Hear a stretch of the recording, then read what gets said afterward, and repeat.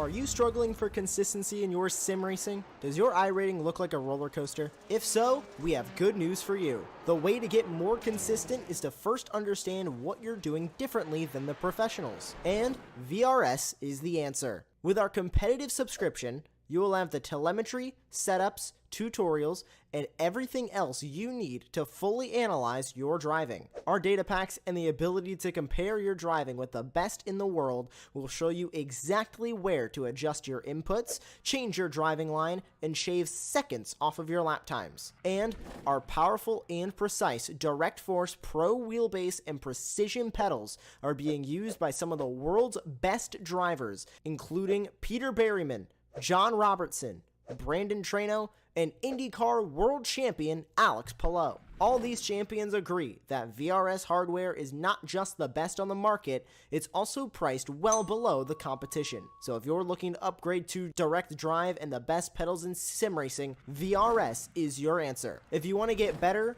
get faster, and make it happen sooner rather than later, you owe it to yourself to find out why so many people are switching to VRS. You'll be so glad that you did. Visit www.virtualracingschool.com and learn why the best use VRS.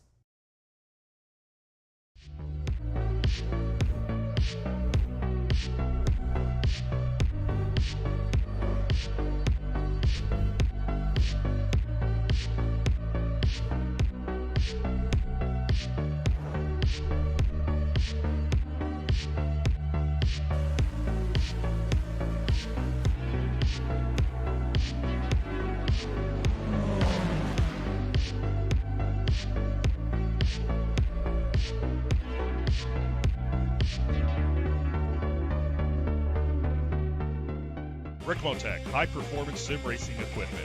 There's only one place to go, Ricmotech.com.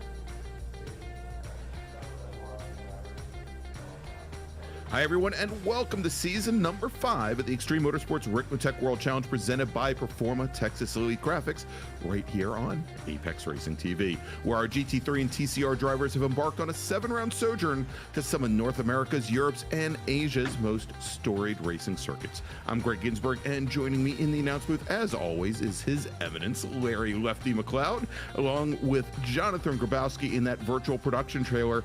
He's bringing you all the best sights and sounds of tonight's action. And so tonight we head to the Brickyard, Indianapolis Motor Speedway, celebrating its 113th year as the sentimental home of American motorsport. Carl Fisher's creation does far more than host 33 screaming Indy cars driving 500 miles at a time in a clockwise manner. Since the turn of the century, its infield course has hosted Formula One, MotoGP, and now NASCAR as well. And now the World Challenge takes to the latest revision of this 14-turn, 2.6-mile road course for round number 4 of the championship and a 75-minute run to the checkered flag tonight. So good evening, Larry, and welcome to Indianapolis, the home of the Peyton Manning statue, of course, and the Captain's Folly. The Peyton Manning statue. That's quite the reference. It is the home of the bricks. It's the Brickyard, and that's what we're here for. It's what everybody wants to see, is going across the bricks, even if we get to go across them counterclockwise tonight. But that's how they do it in road courses, and it's Going to be a lot of fun. I think it's a pretty good track for this mixed class racing. Should be a good time with our GT3s and our TCRs. Should be a lot of fun. Good racing for 75 solid minutes. Yeah, and Larry, it's going to be a huge change from just a few weeks ago when we were at CTMP at Canadian Tire Motorsports Park, MoSport. You know, lots of elevation change, lots of sweepers, lots of you know what moments there. And Indy a little bit different. It is incredibly flat. There may be some tiny little camber changes, more like crowning in the pavement to get the water to run off. But you know, it's I think a little bit less challenging on the whole. Where the drivers are going to have the most challenge perhaps may be during qualifying, trying to eke out those extra couple of tenths of a second or hundredths of a second to put themselves further up the grid. It's one of those tracks where, you know, and we've seen this, we've called races at Indianapolis on the road course in real life as well, you know, where it's fairly easy to get up to speed, but it's not so easy sometimes to, you know, to just get that little bit extra. Yeah, and it's got a couple opportunities for some awkward braking zones coming down off of the oval and onto the infield road course, and it's got a couple of places to make some good passes, and it's wide enough to try some challenging things, and I think that's what'll make tonight a lot of fun. Is a lot of folks going to try things. They're going to be a lot of intermingling between the classes, and we'll see where the best opportunities are for them to let each other on by. But I think at the end we should be looking for a pretty solid race in all our classes. Yeah, I think so. So let's do this, Larry. We normally turn things over at this point in the broadcast to Kevin Ford for the evening's track guide, but we're going to do things a little bit different tonight. We're going to give a little bit of color to tonight's track guide, and we're putting it in the I don't want to say capable hands, but we're putting it in the hands of Bobby Childs, driver of the D2D iRacing Ferrari, and for the first time in a long time, we're going to let him, right or wrong, give us tonight's track guide of Indianapolis Motor Speedway's road course. Buckle up. Hi, this is Bobby Childs, driver of the number 88 Ferrari 488 GT3 2020 Evo for D2D iRacing, and I'm going to take you on a lap of the road course at Indianapolis Motor Speedway. This is an absolute fantastic track for racing. The way it's laid out, the aero doesn't come into play a lot. You get a little bit of toe on the straights. You get a little bit of aero wash in some of the high-speed corners, but by and large, this is a track that really lets you use the car to attack hard. You can really race other drivers, and you're not focused solely on fighting the track. So without further ado, let's get this lap underway. All right, so we're going to come out first onto the front straight from the final corner here, and we do run the front straight backwards. You're not imagining things. This is a moment to take a breath, get a drink. We're going to be looking for that 400 board. That's our mark. That's 400. Hard braking down all the way through the gears, getting the car turned in, back on the gas quick. Brush of the brake to keep the car pointed where you want it to go. High speed through here, and then an early braking and downshift to get yourself set up for this very important corner. Really crush the curves through here. Oh. That's good for your bowel movement. Shakes lots of stuff loose for you. Take another breath. Look for the access road on the right. Just past the access road. Hard on the brakes again. All the way down. On the gas again. Another little brush of the brake for the S's here. Another little brush, very important. Early braking and early turning to set this corner up. In real life, there's a tire bundle there. You just have to pretend it's there on iRacing so you don't get that dreaded slowdown. Now, almost as soon as this flattens out at the 300 marker, you're back down through the gears again. Up to second and quick back down into first gear for this final corner. Really let the car pan out there. Bring it back to the right. Don't put too much steering input in because it makes you loose and kills the speed. And here we go across the yard of bricks. And that's a lap of the road course at Indianapolis Motor Speedway.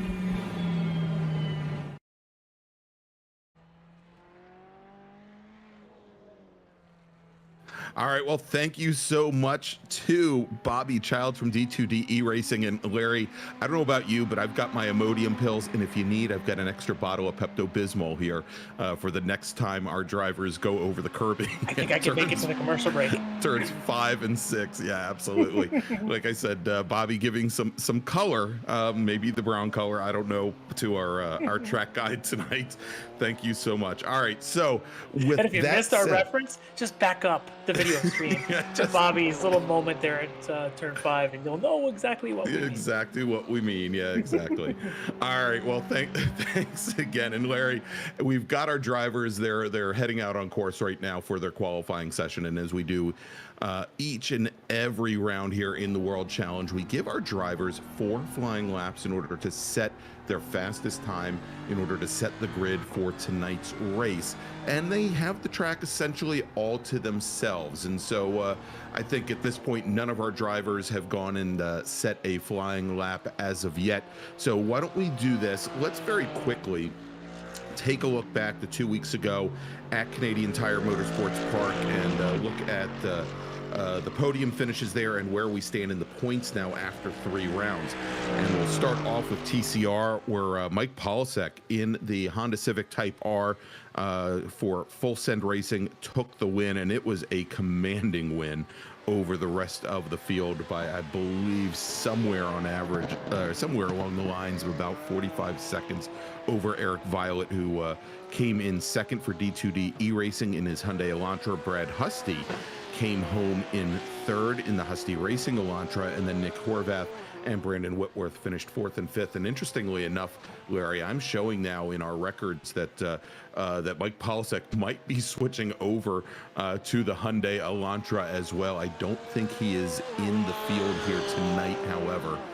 But we'll have to see if he makes a late appearance. If we take a look at the point standings in TCR now after 3 rounds, Polisek is your current points leader with 2 wins out of the 3 races. So the Full Send Racing machine, 76 points. Eric Violet has the other win so far. He is sitting just 3 points back at 73 for D2D E-Racing. Then Brandon Whitworth, his teammate, sitting 4 points back from there. Austin Knight, who did not race with us at Canadian Tire Motorsports Park at Mosport, is currently sitting 4th in the championship, and Brad Husty 5th.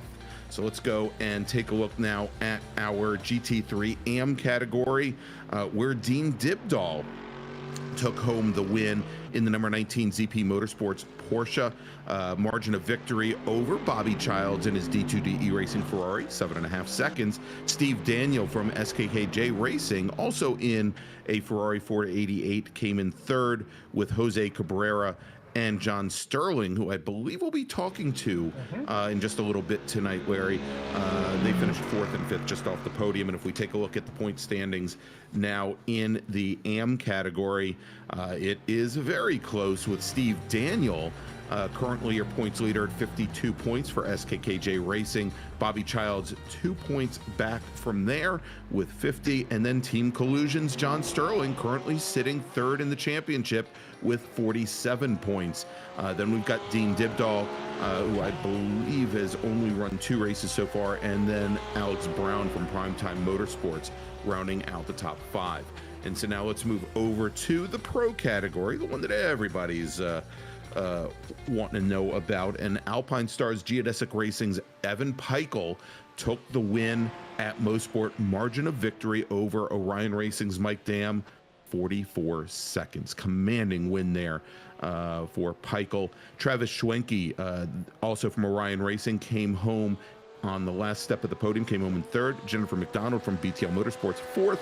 Nick Resputo in the HPDS Academy Mercedes AMG came in 5th. And if we take a look at the point standings now in GT3 Pro, Evan Peichel, who has run the table so far, 3 races, 3 wins, has 78 points.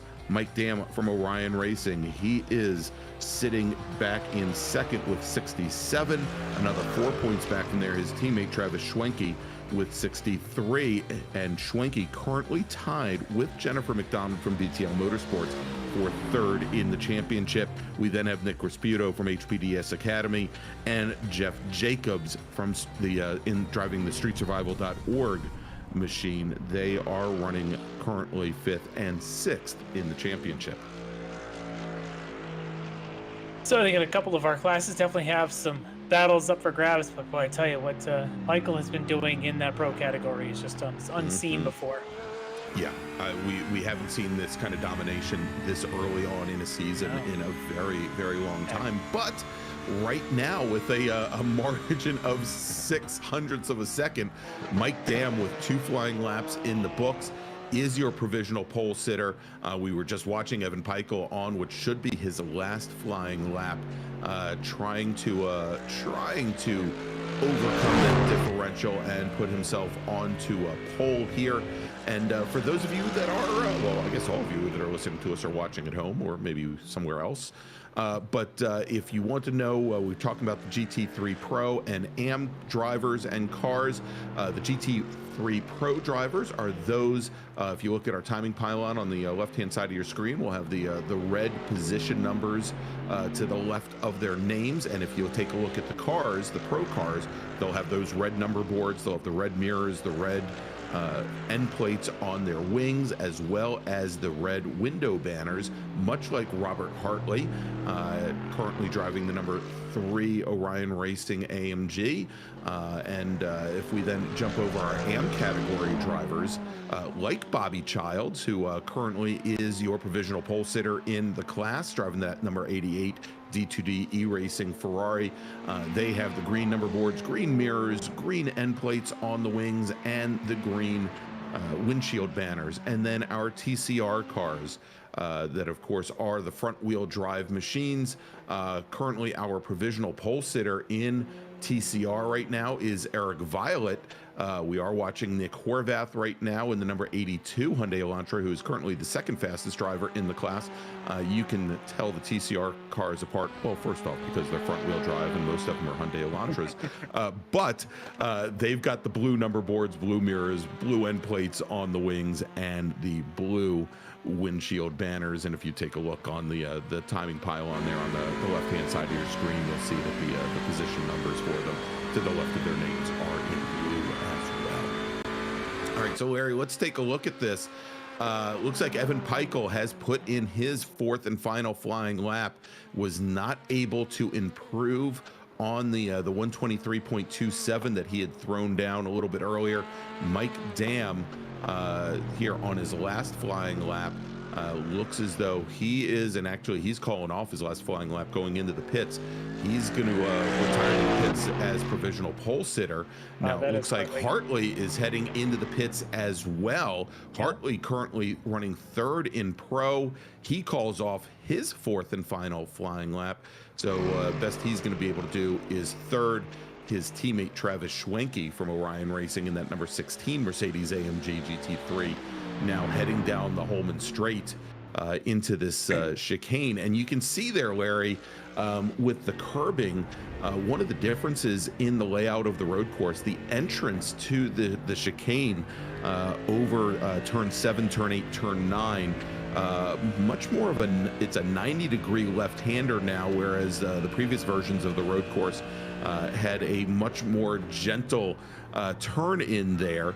But the middle of the chicane, turns 8 and turn 9, whereas the previous versions of that chicane were 90-degree turns, they are now less than 90 degrees, about 65 degrees. So you can open up the wheel maybe a little bit more once you finally get into that complex. Yeah, it kind of prevents some of the dive bombing that goes on at the end of the Holman Straight with the older layout. This layout a little bit tighter down there forces you to get a little more crisp apex as you come to the end of it. But you're also coming into it with a bigger head of steam through the chicane entry there at 5.6. So a little bit different. I think this is the layout that NASCAR has been using, but not exactly the same layout. For example, SCCA had the runoffs there in 2021. They used the other layout with that more broader exit to the Holman Drive, but with the carousel section back there at turn 4. So a couple of differences here and there, but this is the layout we've got. This is the one that's still plenty wide, plenty of passing, and it has the classic crossing the bricks and the long run down into 1 that will provide opportunities for passing for our drivers tonight.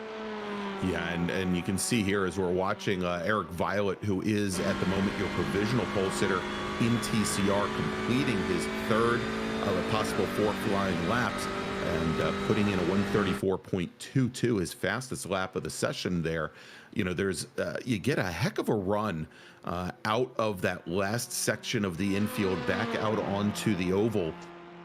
And you have to be pretty careful there because you run from somewhat flat track, and the oval portion there is kind of switching from a bit of a banking. It's where the banking actually starts for IndyCar turn 1, and then starts to flatten out.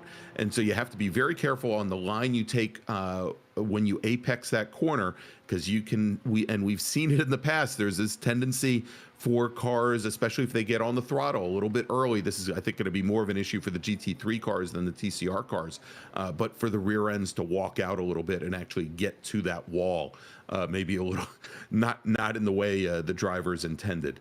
But we were just watching, I think, Tom Jenkins there in the 68 machine, who just called off his last flying lap. And I believe, Larry, our only driver still on course circulating right now is Eric Violet, possibly on his final flying lap, and he brings the car into the pits, calling off his last lap.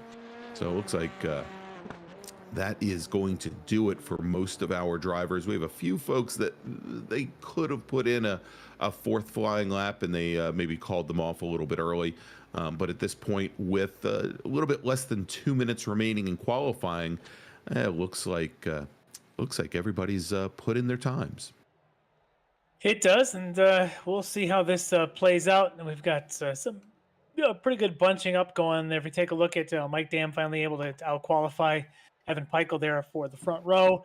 But then looking at the gaps from Bobby Childs, for example, our fastest AM qualifier, has got a lot of people between himself and you got John Sterling there in the AM, but then you got a pretty big jump down to the next one. So you got a couple of gaps in there that are going to be interesting tonight to see how those AM category cars can filter themselves in. A pretty good grouping up there, but the TCRs, it's Eric Violet really the man to beat tonight. But you know, we've seen it before where these races are long, things can happen. 75 minutes. Yep, pit stop strategy sometimes plays a huge part, and you know that 4/10 or so advantage that he has right now on the rest of the TCR field, or 3800ths of a second advantage. You know that will work for you sometimes in qualifying, but perhaps not in the race. All right, so it looks like. And we're trying to see where he is. There he is. He's up in the waiting room. Very quickly, Larry, we've got John Sterling with us. He's driver of the number 87 Team Collusion Porsche 911. Came in 5th at CTMP 2 weeks ago and currently sits 3rd in the GT3 AM Championship. Hey, John, how are we doing this evening? How's your qualifying going? Doing great, guys. How are you? Oh, we're doing well. Don't want to hold you up too long. I think we're going to be getting up to the gridding there, but just kind of want to get your feelings on being the rookie in the league and how your experience has been so far. Yeah, pretty good. Like, I'm not able to get a lot of practice just because of a lot of other things going on, but I'm enjoying my first season with these guys, and surprisingly running pretty well. I think we've gotten top 5s every race, and hoping to continue it with this race tonight. Yeah, consistency seems to be the key. You have a handful of top 5s for you. But it seems like you also run the Oval Series, is that right? Yes, I do run the Cup Series on Tuesdays, and we actually run that every Tuesday. So, like, at least I get a break every other Monday from the road races.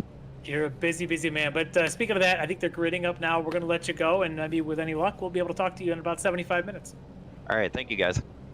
All right, there you go. John Sterling, driver of the number 87 Team Collusion Porsche 911. All right, so Larry, let's take a look at the starting grid for tonight's race. Starting on pole, driving the number 93 Orion Racing Mercedes-AMG GT3 with a fast lap of 123.209, Mike Dam. Starting next to him in the Alpine Stars Geodesic Racing Porsche Looking for his 4th straight win, Evan Peichel. Robert Hartley will start on the inside of row number 2 with Travis Schwenke, his Orion Racing teammate, starting right next to him in 4th. Jennifer McDonald will start 5th tonight for BTL Motorsports in our first BMW M4 GT4. Nick Rasputo in the HPDES machine will start 6th. Chris Thorman from D2D E-Racing, driving the number 60 machine, will start 7th, with Jeff Jacobs starting in 8th. And then let's move over to the AM category, Larry. All right, the AM category on pole tonight is going to be our driving. I guess he gave us a bit of the lap tour here just a little while ago. Bobby Childs, good luck with turn 5 there, Bobby from D2D E-Racing. He'll be lined up alongside John Sterling. We just talked to him from Team Collusion. On the second row there, going to be Jordan Rick Scarini, and he'll be lined up alongside Ed Morris from Primetime Motorsports. On row 3 in the AM category, Dean Dibdahl from ZP Motorsports, alongside the veteran Steve Daniel, SKKJ Racing. On row 4, Alex Brown, Primetime Motorsports, lined up alongside Driftline Racing's Nathan Thomas. Row 5, Andrew Packer from Canadian 6-7 Sim Racing, alongside D2D Racing's Brennan Oren. On row 6, it's going to be Russ Ruddock in that Flying Tortoise Motorsport, alongside Jose Cabrera, who's racing for Mental Health. And on row 7, you got John Casey in the 046 Racing entry. On the outside, RFC Racing's Robert Chris.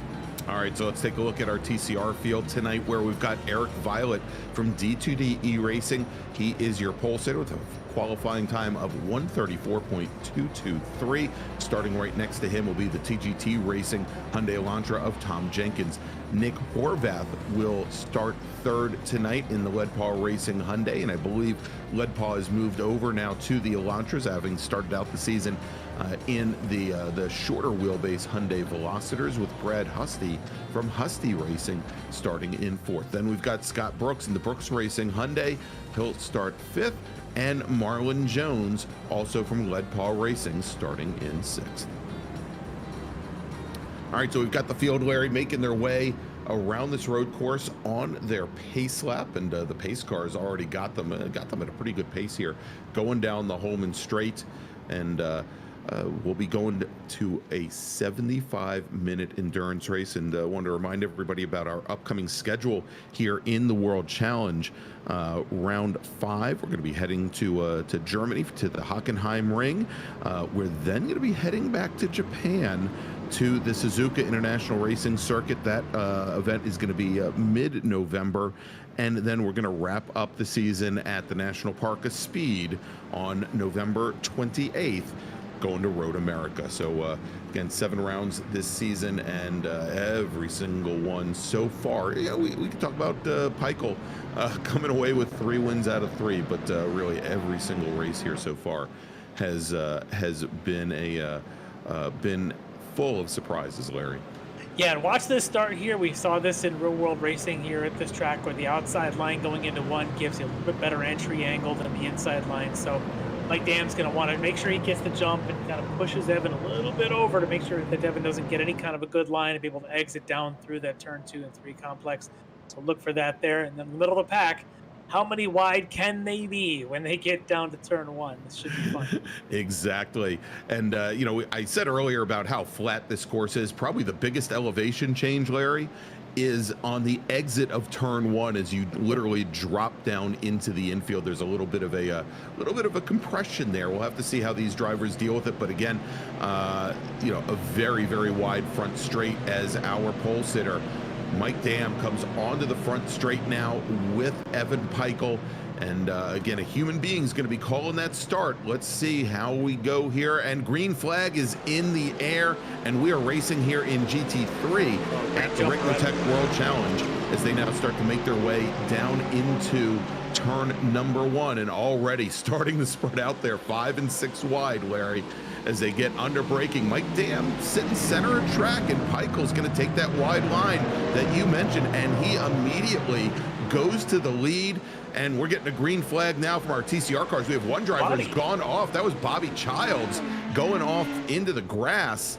And that was I'm not sure exactly what happened there, Larry. It looked like he might have had a mechanical failure of some sort, as our TCR car is now staying in line, not spreading out wide, still 2 by 2 as they go under braking down into turn 1. Sitting on the outside, that's Nick Horvath. Is he going to be able to get around Eric Violet? as they come out of 2 and go into that sweeping 3 and 4 complex. Eric Violet is your leader. Horvath drops into second, then Husty, then Scott Brooks, then Marlon Jones. And Larry, I think Bobby Childs had a bit of an impact with the wall. He is in the pits now. Let's take a look. I think we've got the replay queued up.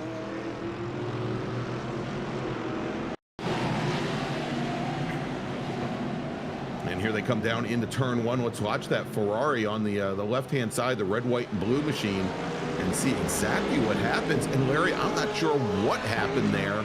We didn't see the rear end really walk out on him or anything. I'm just wondering if maybe he had some mechanical issues.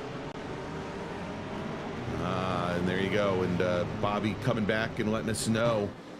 And he had said full screen lock. Not sure exactly what that meant, but you know, he didn't even need the Pepto-Bismol yet. You know, he didn't even get the turns 4 and 5. Although I'm feeling a little queasy and sick to my stomach after seeing that happen to him. But let's jump back to the live action here as we go through that complex, the hop in the curbs, very un-NASCAR-like, mind you.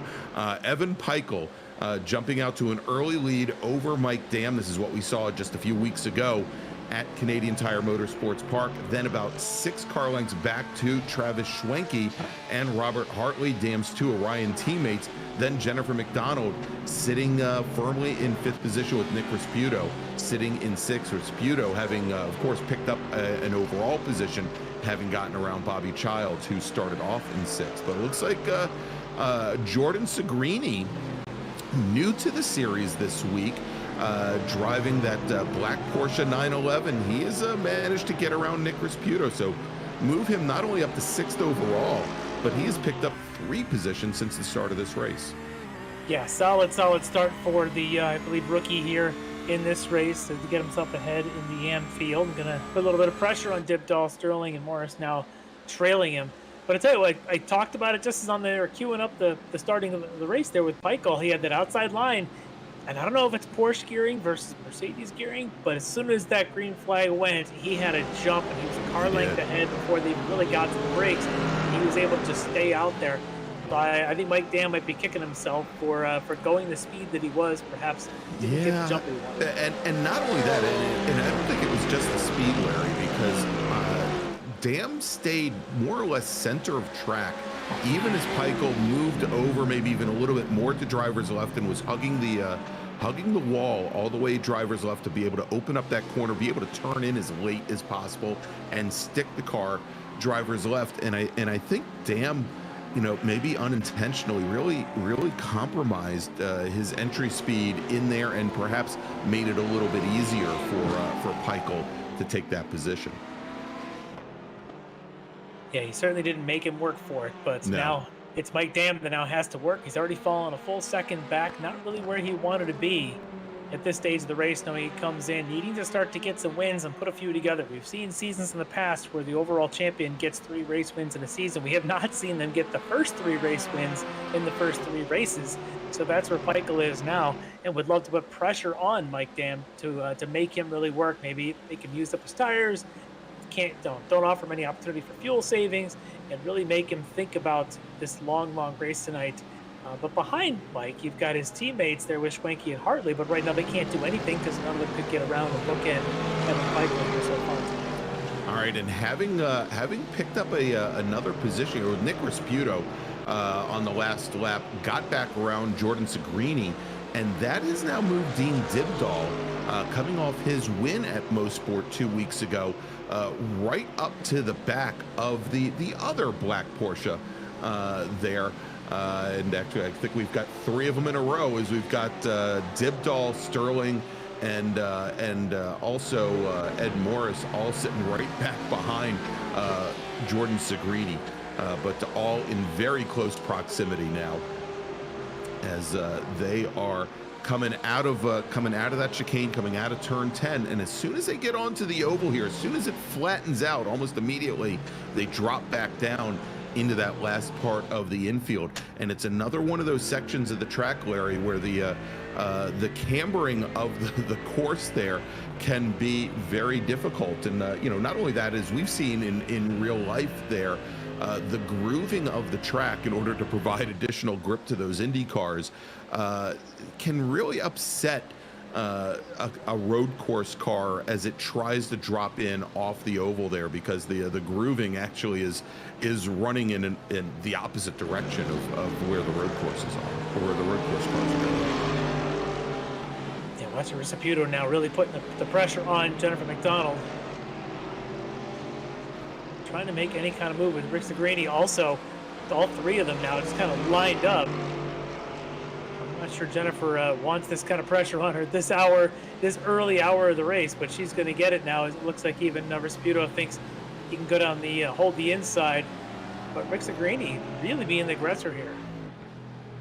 He is, certainly is, in his first race out, and currently leading your GT3 AM category field, as our GT3 drivers starting to make their way through the TCR traffic. Now, Larry, with only, and I believe that was Tom Jenkins in the number 68 machine that they dispatched there. You know, with only 6 TCR cars in the field, and given how wide some sections of this course are, I don't think we're going to see the challenges of interclass racing like we did at Mosport a couple weeks ago.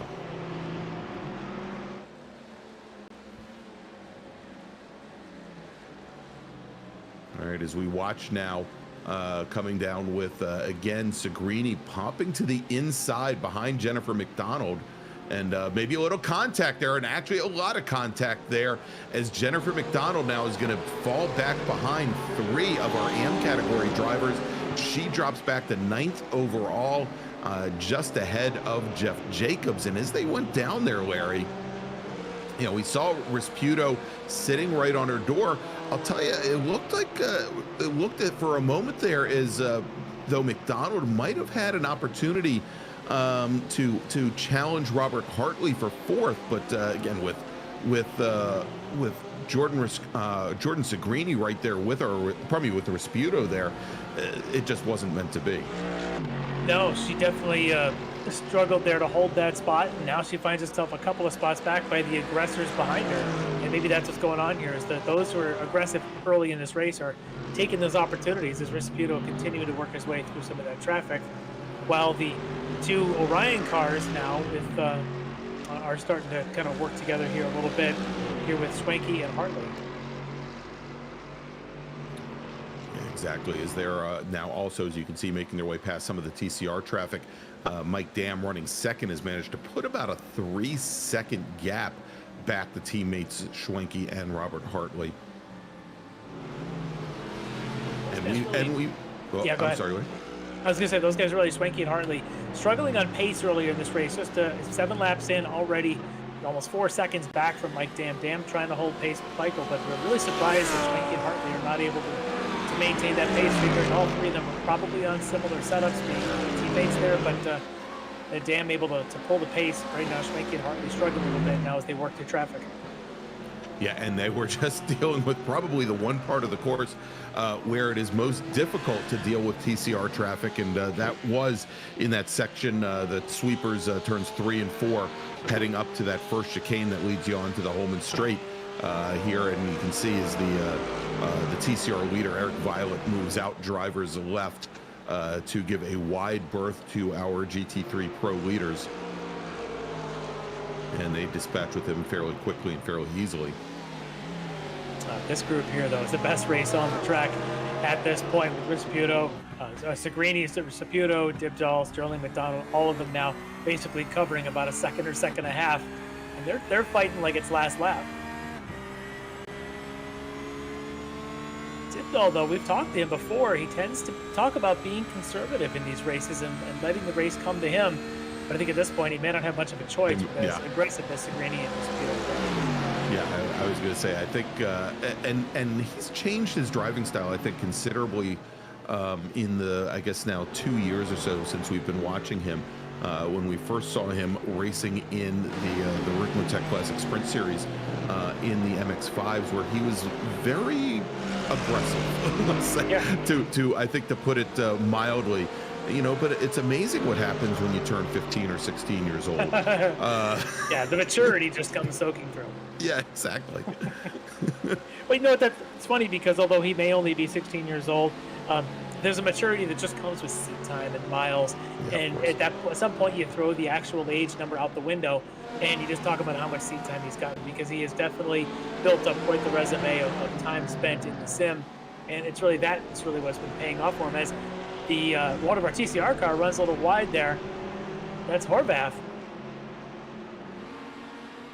Had to go out in the grass before he's able to come back in play. Looks like he's recovered now without too much. He's recovered. Yeah, the two Canadians, Horvath and Brooks, running pretty good gap between them, around 6 seconds. But Horvath currently running third in TCR. So one thing about Dibdal, we also talked to him as our class winner at Mosport a couple weeks ago.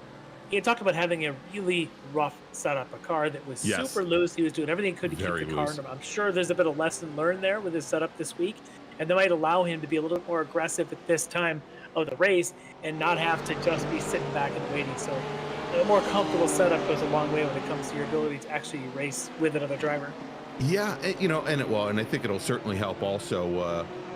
With and it looks like, Larry, we've got some, but I was just going to say, I think we may have had Jeff Jacobs possibly have an issue. I've seen him drop considerably down through the order in the number 18 machine, or probably not the 18 machine, in the number 38 machine.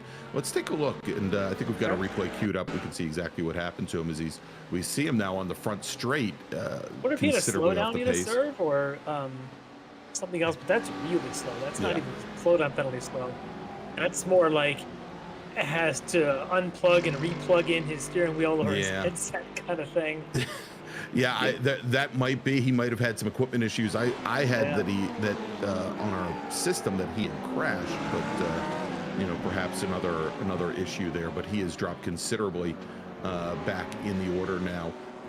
Again, all the way back to, I think, 18th overall and sitting 7th in GT3 Pro. That's going to be quite the hole to dig himself out of. But as we flash up to the front of our TCR category there, with Eric Violette now leading 4 seconds over Husty. That's a pretty big gap at this hour. And we know that he's certainly one of the ones that's always the man to beat here in this class, but we didn't quite expect this level of domination this early. Yeah, but and maybe we can flash back to that battle for second right now in TCR, because it looks like Horvath, after that off, has made up a good amount of ground on Brad Husty in the 137 car. If we take a look, we've got the lap times here now on the screen for both of them, and we can see on that last lap where Horvath picked up 1.2 seconds. But then again, the previous lap, and I think it was the lap where Horvath had his off, Husty had picked up 2.3 seconds. So they're running in fairly close proximity here now. We'll see if perhaps Horvath can get maybe a little bit of a draft off of the Lamborghini coming out of that turn 10 as they roll back out onto the oval briefly. It may be worth noting also who's not here in TCR tonight. Maybe as an opportunity for Eric Violette. Violette came into the points in second spot behind, like Polisek, who had won the last 2 rounds. Polisek's not here tonight. So that's a big one, as well as Violette's teammate Brandon Whitworth. I don't believe he is here tonight either. Nor Whitworth. So, and he came in with a couple of podium finishes, a couple second places earlier in the season. So this might be one of these nights where Eric Violette has an opportunity to get max points and to try and collect towards a season total with some of his chief rivals. Maybe taking the week off. Whoa, big spin. Oh, that's Cabrera. Cabrera going around. And the number 18 Ferrari rear end gets loose on him coming out of turn number 4, and let's see. And he's got some. He's got a broken car. He's got something broken there, obviously. There as he tried to get on the throttle, and the car's just crab walking around, and looks like Well, we'll see if he can get that car back to the pits, but that looks pretty darn close to terminal, Larry. That is not good at all, and it looked like he just lost it all on his own. Yeah, why don't we catch a replay of that and see where he loses this spin? So you can see him just all on his own, but I think the damage comes Right not there. about Right now. there is part of it, with that rear wheel is probably now completely out of alignment, and that's what he's got. That right rear is just spent, and so he's going to be coming in here shortly. Unfortunately, his night's probably over. Yeah, and Larry, I don't know if you saw it, but one of our TCR cars was sitting over at the crossover road. I think that was Scott Brooks in the number 49 machine. Not exactly sure what's happened to him, but he's gone back to the pits. I think we've got a replay queued up of that as well. And that was going down the Holman Straight. Well, he's still sitting there. It looks like he was trying to drive back to the paddock through the access door there. Oh, Let's he take a gets look. caught up, unfortunately. Well, now we know. Oh. Yes, unfortunately, Cabrera looks like he was watching his left mirror and took a little bit of a look away from his right mirror for a moment, and that's where Brooks was headed, unfortunately. Yeah, let's take a look, Larry, at the in-car here. I think we've got it queued up, and we'll see exactly what Scott Brooks saw as he was coming down the straight and saw that Ferrari. You can see Cabrera just struggling to keep the car straight in front of him, and he saw a moment of daylight to the right, and that moment disappeared, and so did daylight. Yeah, right into the opening in the concrete wall there. Yeah, that had to hurt, and I think obviously now Scott Brooks is in the pits for the long term. All right, let's jump back to this battle now. Dean Dibdahl and it looks like that's John Sterling in the Porsche right behind him. They've both lost a little bit of touch with Jordan Segrini. So this is the battle right now for second in GT3 AM. And you'll notice pulling up right back behind them, Jennifer McDonald trying to find her way back up, although looks like McDonald just had some issues going through turn one. Yeah, I didn't see exactly where she was heading, but maybe missed the braking point a little bit. Yep, there she is. Yeah. But yeah, this is a good little battle here, as Sterling's going to be pressuring Dibdahl all the way down, and but they've lost sight now of Segrini. So Segrini's showing some pretty good pace here, maybe a little bit of traffic guide between them, and he was able to maximize that. And that's a big deal. We've talked about that in past weeks with this multi-class racing, that how you perform through traffic often can dictate the outcome of your race. You've got to get through it efficiently if you're in the GT3 class. Yeah, indeed. And I think at the moment now, as we see Dibdahl and Sterling going nose to tail just a little bit ahead of them, is that grouping of Segrini, who is your AM category leader, and then just back behind Nick Resputo. Now, they've swapped positions a number of times, and you can see there as they're coming up on some of our TCR traffic.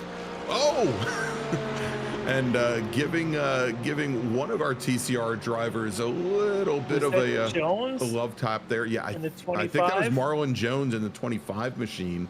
But now, once again, you can see here side by side going down into turn one, Segrini and Resputo, and the AMG of Resputo gets back around our GT3 AM leader. You know, if they continue with that, we may see Dibdahl and Sterling perhaps make up a little bit of ground. Yeah, they've already picked up about a second or so, but these guys got to be careful. You can't be going to the TCR traffic and tapping the back of them. I know you're in your own fight, but that TCR car is in its own race and has the right to the racetrack as well. So we'll see if the stewards take a look at that. As these guys are in one heated battle, you can see them now coming up on another of our TCR cars. I think this is the battle right now that we had been watching earlier. I think this is I thought it was Husty and Horvath, but and he's gonna split them. Oh my God! And Resputo goes wide, but catches it. This is gonna be an opportunity for Dibdahl, and Sterling should catch up to Resputo very quickly.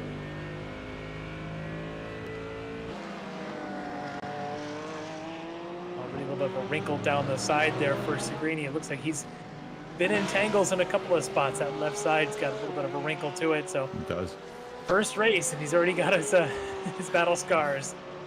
And actually, that was, I think, Marlon Jones, probably the 68 machine with Tom Jenkins that they were coming up on. And there's Jenkins right there trying to get over to the wall, and continues to have black Porsches to his left every time he makes a little bit of a move.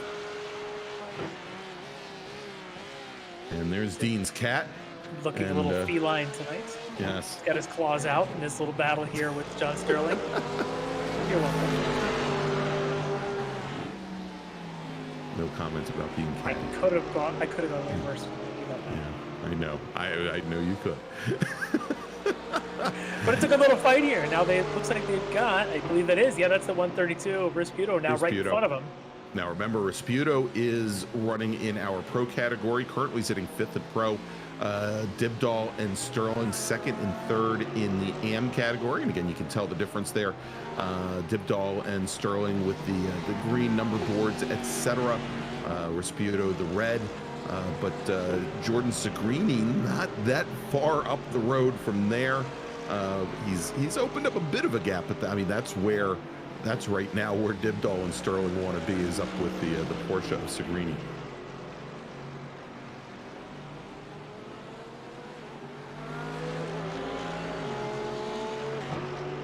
And of course Jennifer McDonald, who's still sitting back behind these two black Porsches.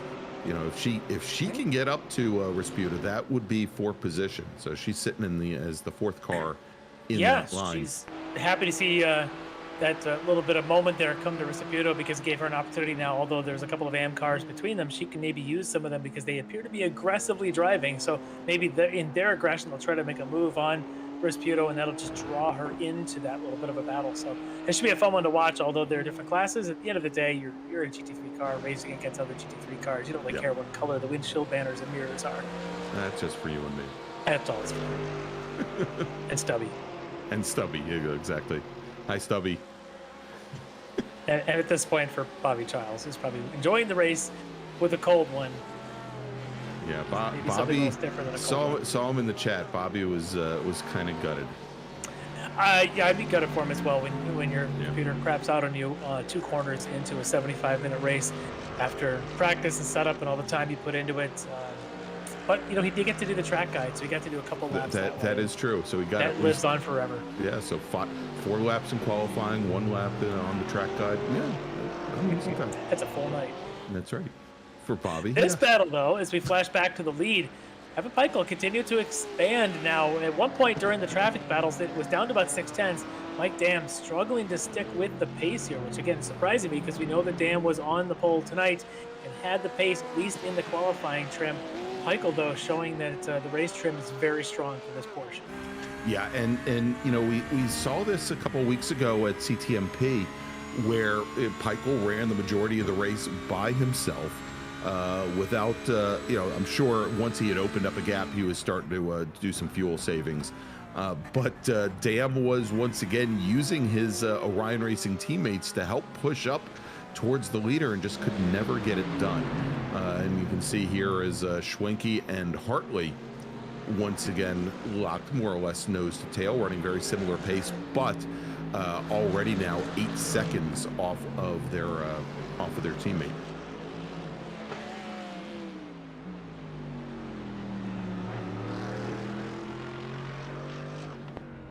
And I think this is the point where we just sit for a moment and listen to the sounds of the Mercedes AMG GT3 as we go full throttle.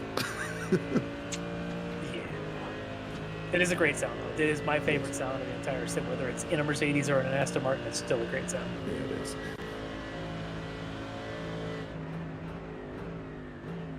I mean, it's no Jetta, but still. Does the Jetta make a sound? The Jetta is the only car in the sim that I have to turn the sound of my sim up to be able to hear the engine. As the tires hop from one side of the pavement to the other, that's the noise. One piece of German machinery to another, they couldn't be any different. Any different at all, no. But I do love the sound of this Merc. It just roars and screams. But I know a lot of folks that are very partial to the engine sound in Evan Peichel's Porsche. They love the sound of that motor kicking and screaming. A little more smooth, a little higher rev, but I love the rumble of this Mercedes. Mike would like to hear right now a few more revs in his Mercedes if he could, to try and drown out the Porsche.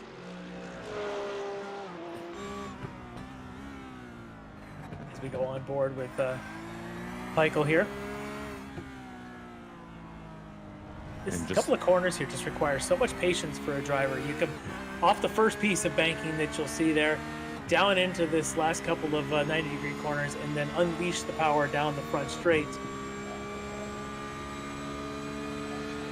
Yeah, it's a huge difference from, you know, when Formula One was here back in the early 2000s, and they had what was at the time known as the longest full throttle run in Formula One, where they would they didn't have that chicane there, but they would get out onto the oval. Oh, and going for a wild ride. That is Andrew Packer in the number 167 BMW, currently, well, now running in 9th in GT3 AM. Let's see if we can find out exactly what he did, other than, you know, it's not the first time we've seen that tonight. That's actually the same spot that Ricmotech had gone off, as well as a few others. It's there at the end of the S's, and this time he's got another car on his inside. That's the 87 of Sterling, in fact, down around his area, which we'll have to get to in a second, how that happened. And just could not get the car rotated and get the front end to bite. You get out of rhythm. And actually, I think that's probably the key there, Larry, is the rhythm, because as he had to step out, you know, and allow that car into the complex, I just don't think he ever got back into the rhythm running through there, and it kind of bit him at the end. Take a look at the front of Sterling's car. I think we've got a replay queued up of how that may have happened. As Sterling here, he was in the battle with Dibdall, and of course Jennifer McDonald right behind him. Sterling in that similar spot on the track, catches grass on the outside. And wall. And wall on the inside, unfortunately. So it's the same place that we just saw the other car go off.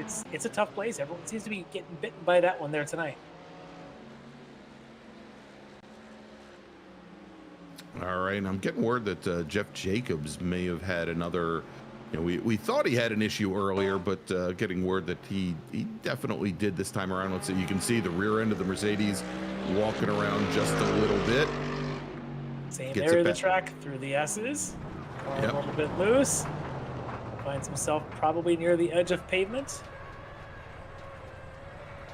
Yep. Yeah, there you go, and finally gets it gathered back up. So it's getting to the witching hour, Larry. It's almost 9 p.m. Eastern. This is about the time when, as the fuel loads are starting to run down, that the drivers find the rear ends of their cars maybe a little bit more loose. Now we're looking at, and actually it's fairly, you know, our GT3 drivers have done now about 19, almost 20 laps for those drivers that are on the lead lap. We're thinking that the pit window would be somewhere in the lap 17 all the way up to 36. So we're just starting that window now.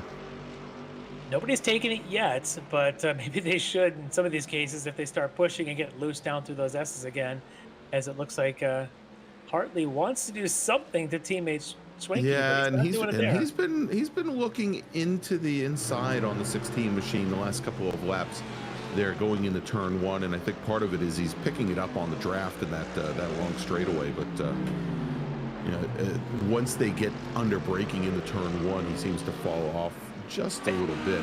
I think he may also be doing some fuel savings there. Yeah, possibly. And then he's looking for his braking point popping out there a little bit just to make sure he doesn't put anything in the back of his own teammate.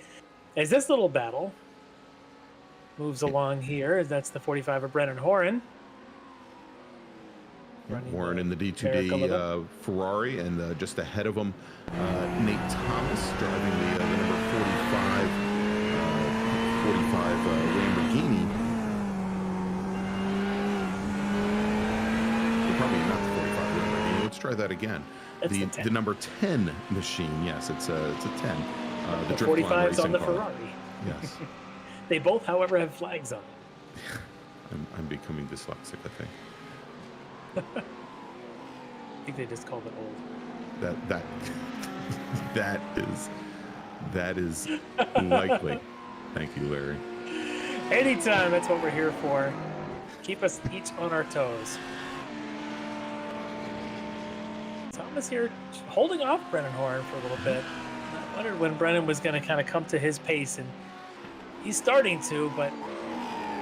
Oh, yeah, and you can see now There's the pressuring. Yep. there it is, and gets the move done. Horn took that little poke to the inside, Larry, turned in just a little bit earlier, and I think caught Thomas watching his mirrors maybe a little bit too much. Just a little bit too much. Leaving that opportunity to then duck around him. And now in 5th in the M category, Brennan Horan will try and set his sights further up the road to see if he can pick up another spot tonight. Yeah, next up the road, Ed Morris in the number 7 Porsche. Problem is Morris is almost 12 seconds up the road. It's a long way to go to get there, but not insurmountable. And with the pit stops coming up, you never know. We've seen enough drivers, Larry, here in the World Challenge that have had pit stops reminiscent of, say, a Sebastian Vettel yesterday, or well, even a Max Verstappen, for that matter. Not to tip Jonathan Grabowski, our director, off on anything that he might see when he watches the replay of the Formula One race. But let's do this. Yeah, you're welcome, John. So as we're coming up on the top of the hour here, Larry, let's do this. Why don't we take a quick break? We'll let Jonathan scream at us for giving him spoilers, and we'll thank some of our sponsors. And when we come back, we'll give you green flag coverage all the way till the checkered flag here at Indianapolis Motor Speedway for the Extreme Motorsports Ricmotech World Challenge, presented by Performance Texas Elite Graphics, and we'll be right back.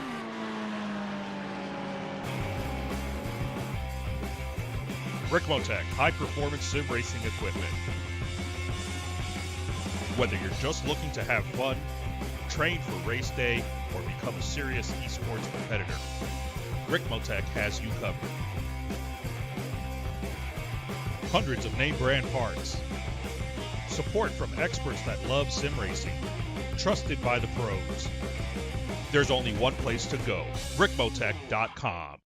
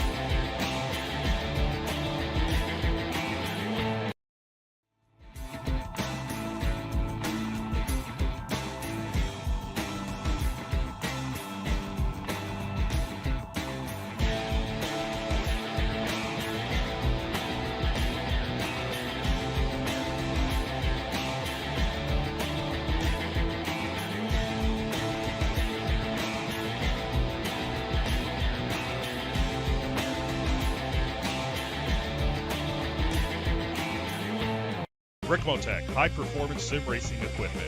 There's only one place to go, Ricmotech.com.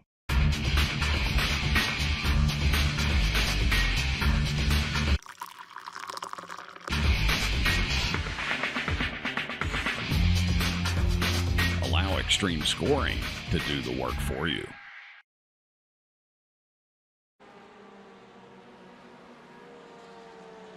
All right, and we are back here at Indianapolis Motor Speedway for the Extreme Motorsports Ricmotech World Challenge, presented by Performa Texas Elite Graphics. I'm Greg Ginsburg, along with Larry Lefty McLeod, and it is round number 4 of 7 here in the World Challenge as we hit the top of the hour, Larry. And now just, well, a long ways to go here in the World Challenge from Indianapolis, as we're watching Evan Peichel trying to slice and dice his way through TCR traffic as wow, as he cuts underneath who was that? That, oh my gosh, didn't even, I think that was Husty. He was I think, negotiating there. Yeah, and the interesting thing here, Larry, let's jump back behind our leader Peichel to that battle in TCR, because Brad Husty is our new leader in TCR. During the break, managed to get around the 89 D2D Hyundai of Eric Violet, and you can see here now where Violet has had to give up some ground as Mike Dam, who's running 2nd overall, tries to slice through that TCR battle for the lead. Yeah, those guys don't want anything to do with giving it up. So yeah, let's check the replay here. I think we've got of how this lead changed hands in this TCR battle.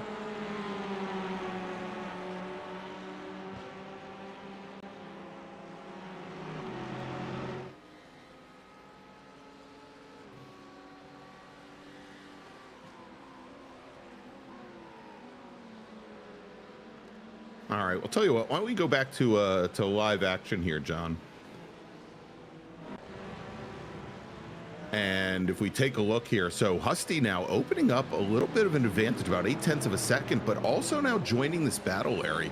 Nick Horvath, who seemingly came out of nowhere in the number 82 machine, that red and black machine. He's made up a ton of ground. So you know, looks like Violet had some issues. The rest of the field maybe checked up a little bit on him, but we are definitely now, as we are just a little bit less than 40 minutes into the 75-minute race, looking at a good battle here shaping up in TCR.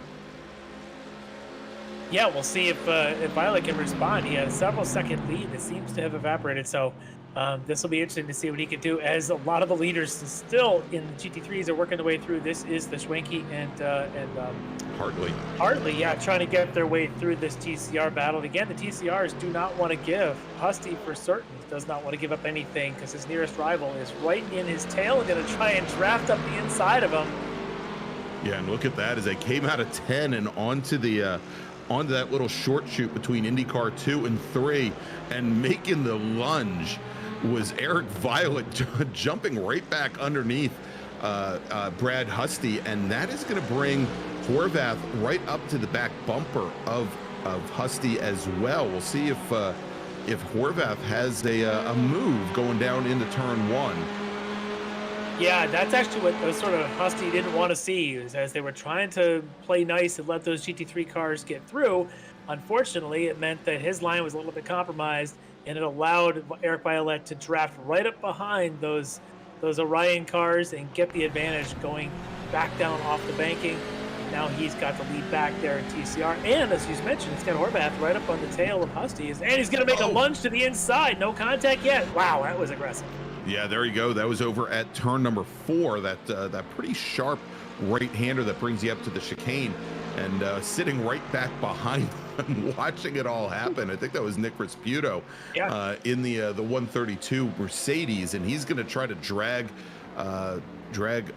Violet down into turn 10. Into turn 7. Manages to get it done. But that has now also allowed Husty to close back up, to claw away whatever he had lost on that last lap to the 89 machine. Yeah, it seems every time one of these GT3 cars tries to get in the middle of these battles, it gets really dicey, especially in that S's section there from 7 through 10, but which seems to be where everybody's having their trouble. So that, if I had my lawn chair, that's where I'd be sitting, is on those little small hills back there around those S's. You know where I'm talking about, down there in Indy. Oh, yes. 9 and 10. It's a great spot to watch from down there in the paddock, but that's where all the action is tonight for sure. For sure, that's where everybody's rolling off now.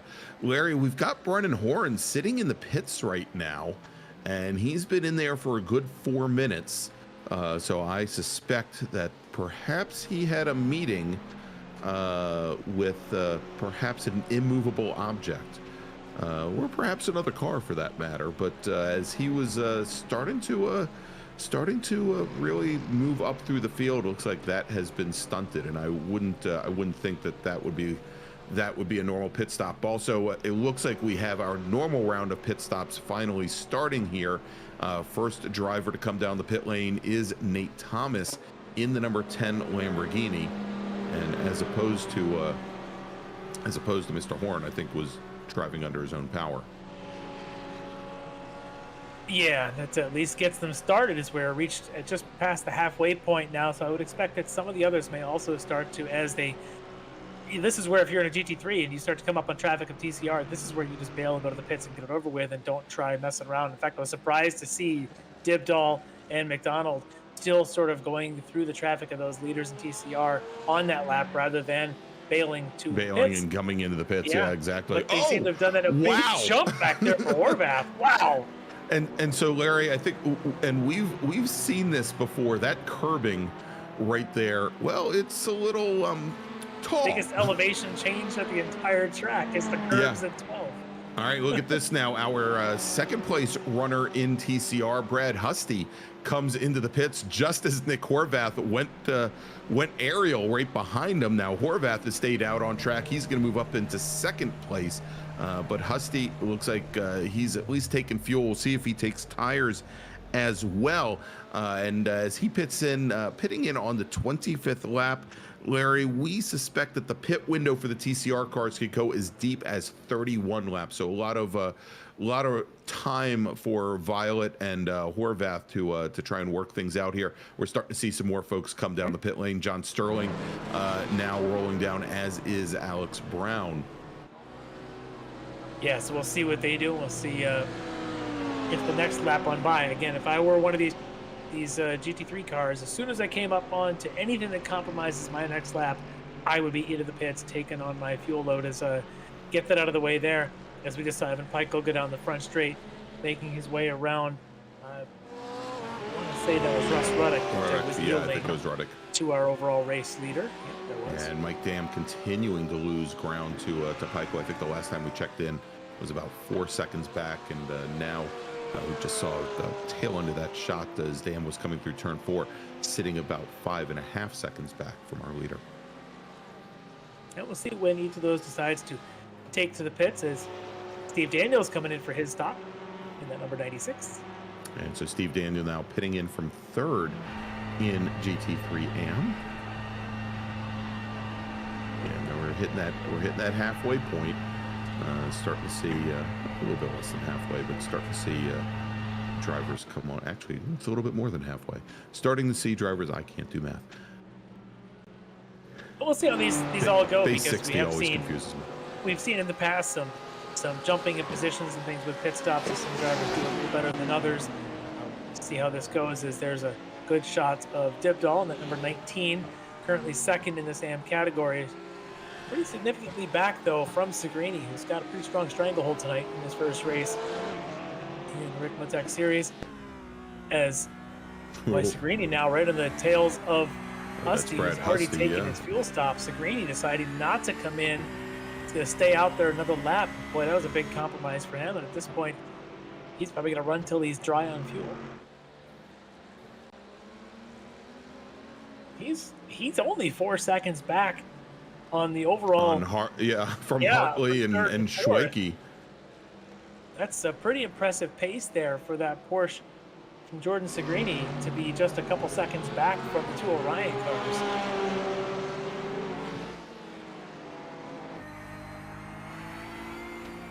As Jenkins, the TCR, yielding out of the way. All right, looks like Jennifer McDonald now heads to the pit lane, and she's on her way down, hasn't hit her box yet. Damage on that car tonight. Yeah. Not the straightest front end on that beautiful BMW. Don't make the comment. I'm not going to. I'm not going to do it. We'll see. She probably won't take any tires tonight. No. But looking at the pit stops, about 22 seconds or so seems to be the bogey for most of these drivers. A couple of them up around 26, like John Sterling's a little bit slow there with a 26-second stop. Jennifer, one of the quicker ones in the mid-20s for that stop. So she's able to head on out of there, still holding 6th spot in the pro category.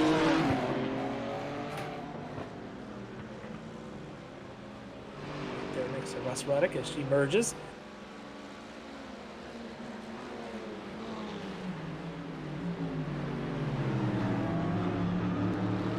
I would not be surprised if Rob Hartley is about a second or so faster in his pit stop than Travis Schwenke. Yeah. Given the amount of time that he's been behind Schwenke, there had to be some fuel savings going on if you're Rob Hartley. Or he's just cut the corner hard there. Yeah. Let's see if he doesn't get himself a slowdown. I was just going to say, he looked like he was awfully close to getting a slowdown there, and perhaps the fact that the left tires were all the way over, still on the curbing. I don't know. See how aggressive he is here through these S's, or if he starts giving a little bit. He hasn't backed off yet. Apparently there's a pretty aggressive shortcut available to you. Maybe it's a one-ax, but maybe not a slowdown to go that far. Good little scrap here, though, between the teammates for third overall in the race. As they both continue to lap and not take the pit entry there on their left, or their right, and here we go, as Schwenke had the rear end step out on him just a little bit, and I'm wondering if he did get that slowdown. No, he's still under throttle here. I think he just had a little bit of a bobble in that, that last little infield section. Yeah, lost all the momentum. In fact, you could hear it on the comms there. It said, go ahead and go right, and he did to let him on by. And now we'll see as the tables have turned, does Schwenke decide to mess around with Rob Hartley? Or did Rob Hartley have anything stored in his pace to maybe pull away a little bit? We'll see. But we know that they're probably just a lap or so away from having to stop as we're currently on lap 33 of this race. All right, a few more of our TCR cars down the pit lane. Tom Jenkins and Marlon Jones.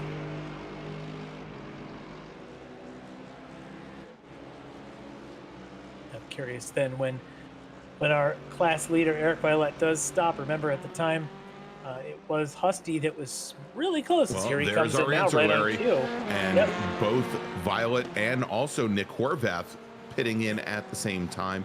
So Violet from the lead, Horvath from second.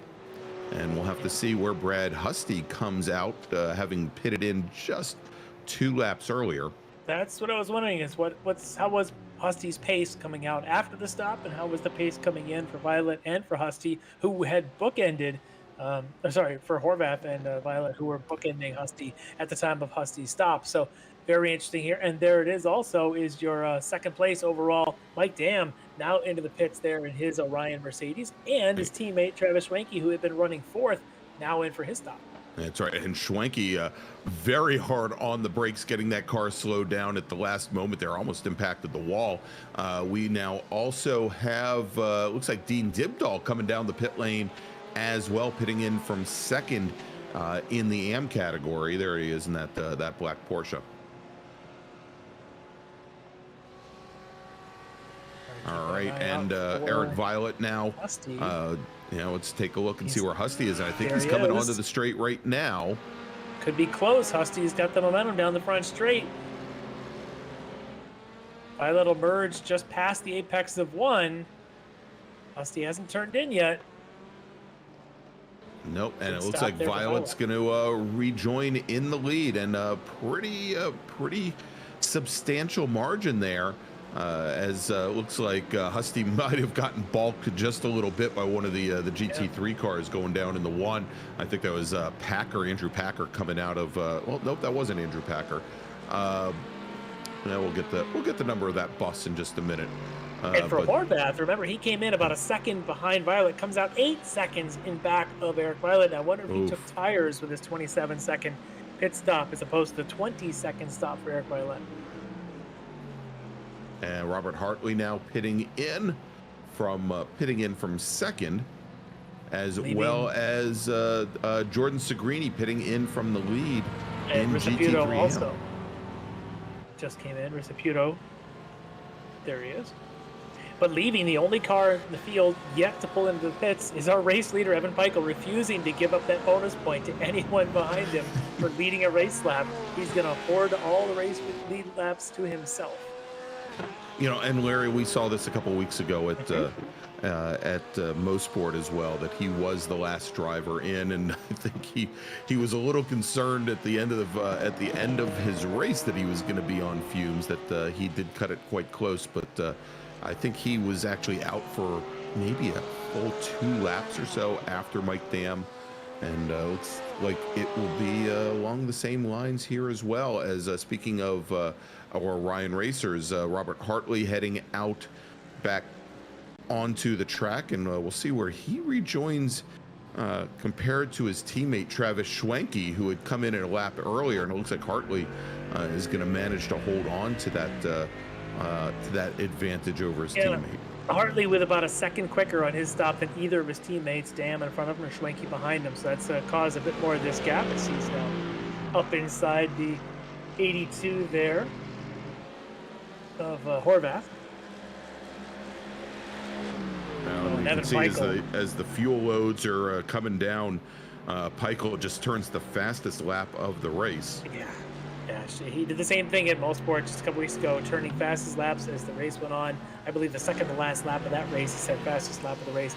He's just got the groove going, doesn't worry about tire wear. I don't suspect he'll be taking any tires when he does finally, if he ever comes in at this point. Maybe he's also efficiently driving out the wheels off of the car as fast as he's going, able to do it efficiently on fuel. Look at him, almost up against the wall at entry, just hitting all the marks. Let's see if he decides to exit stage right to the pits, and he does. And here he comes. All right, so on lap number 35, Evan Peichel, or actually lap number 36, Evan Peichel brings his car down the pit lane, gets it slowed down just in time, and he's got a long way to go. Putting on a clinic, though, they always talk about, in long endurance races like this, you hear about it in Formula One, the in-lap and the out-lap, how critical they are. He just showed us what the in-lap's all about, just that fastest lap of the race right before he came in. And I'm sure on this particular in-lap, he was on a pretty good clip as well. He's doing what you're supposed to do to win races, and it's why he comes into tonight with 3 wins and 3 rounds so far. He's just on another level right now. He's down in first gear right now. Oh, yeah, he's Larry. I don't know if he doesn't have the pit lane speed limiter running, but he's jumping back and forth between first and second gear. Huh. Not exactly sure what the story was there, but he's catching fuel right now, and we'll see where he rejoins. Currently, he's got about a minute 7 to give to and Mike the quickest Dam. stop by him in the field by 3 seconds in the 17s. Everyone else is in the 20s. So not only does he outdrive everybody, he's apparently out pit stopping everybody as well. Unbelievable tonight. This is nuts, Larry, and where we saw where he had about a 5-second advantage over Mike Dam going into when Dam went into the pits for the first time. He's now been able to extend that to almost 15 seconds. That's unbelievable. I tell you what, that the Alpine Stars Geodesic Racing team, the crew that just added the fuel, is doing it better than everybody else here tonight, and putting on a clinic that the Orion team has got to be scratching their heads. They're sitting second, third, and fourth, but they're 15 seconds back. Yeah, it's got to be disheartening to see that, Larry, for the fourth outing in a row.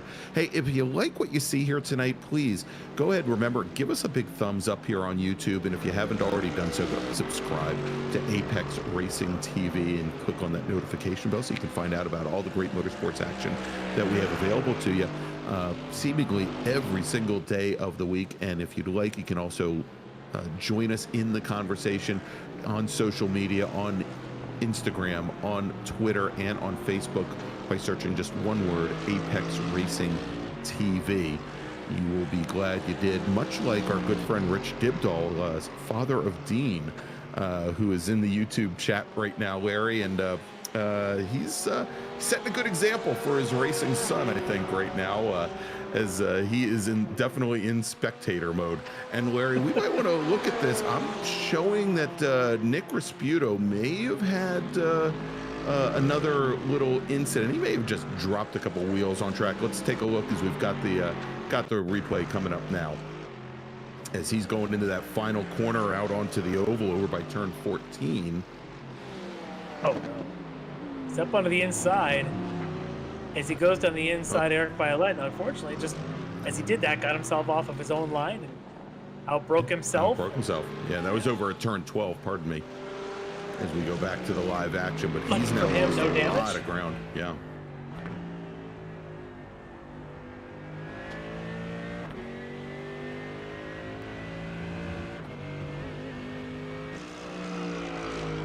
Currently running 5th in that Pro Class 6th overall on track. He's about 3 seconds or so in rears of Segrini, who's got the M lead, but about 3 seconds or so ahead of Rasputo. But for Segrini, he's about 4 seconds behind Schwenke. So I wonder if he can kind of be sniffing an opportunity there to crack into the top 4 overall in the race. Just put together another good 10-15 minutes or so. Yeah, I mean, that 4 second gap now, or 4.5 second gap, That's pretty much where we were before the pit stop cycles started. I think he's in pretty good stead there. He had been making up a little bit of ground. I think things have equalized quite a bit the last couple of laps. They've been running fairly similar lap times, although it looks like Hartley, and we'll see if it's the same for Schwenke, but Hartley maybe a little bit off the pace that last lap. And that may be more due to traffic than anything else.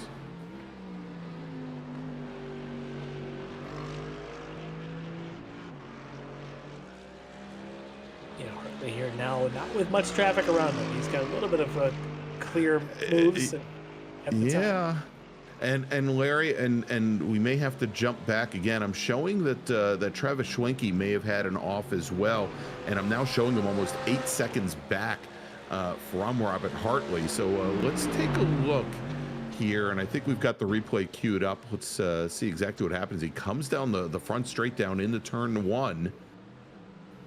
Just isn't woed down. There's that elevation change you were talking about down at 1 as they come down off of the oval, and that is why it's only a couple seconds now between Schwenke and Segrini now for 4th overall race.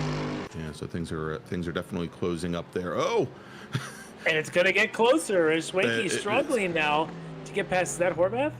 That is I believe that was Tom Jenkins in the 68 machine, who I swear every time we take a look at a GT3 car having issues with getting around TCR cars, it is typically the 68 machine by no fault of his own. No, not at all. He just happens to be in the wrong place at the wrong time. He's had one of those nights where he's going to get all the screen time, and not for always the best reasons, but if nothing he can do, it's just the luck of the draw as these cars just happen to be catching him at inopportune times for them. And maybe inopportune for him. He'd probably rather be all left alone if he could. As we flash back over to Jeff Jacobs now. Yes, he's coming up on Alex Brown. This is the battle for 13th overall, with Jacobs currently sitting a distant 4th in pro, behind Jennifer McDonald. Brown currently sitting 7th in AM. Jacobs should be 7th in pro as well.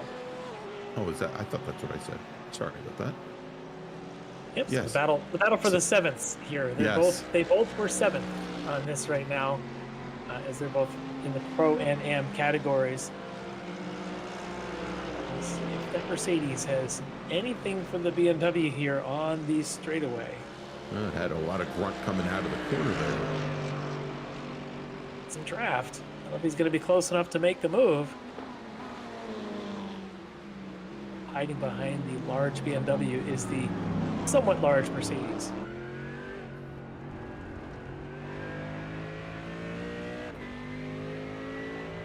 Yeah, and and it still amazes me how little the draft or the slipstream seems to work, even on a very long run down that front straight here with the GT3 cars.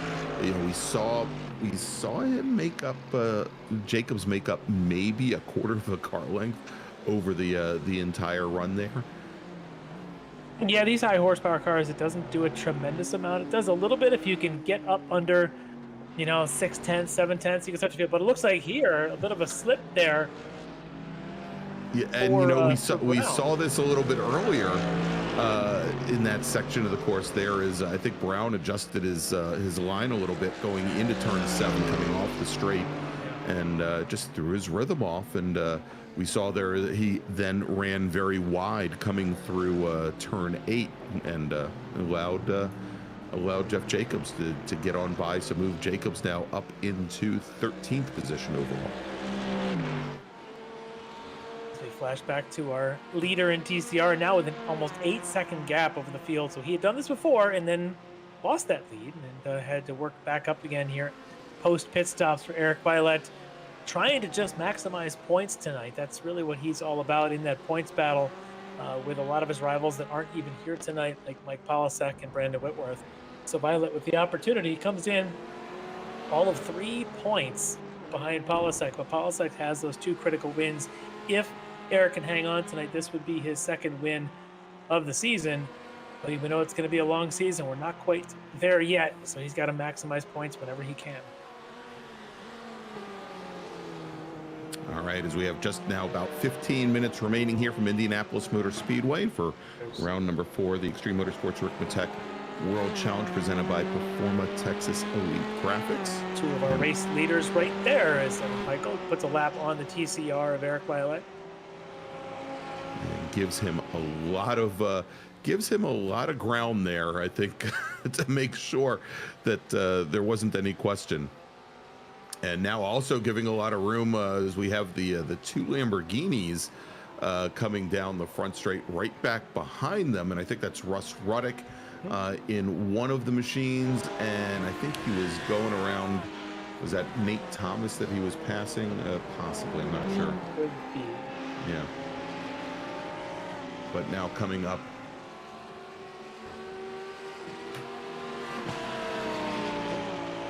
Using all of the asphalt there for Nate Thomas.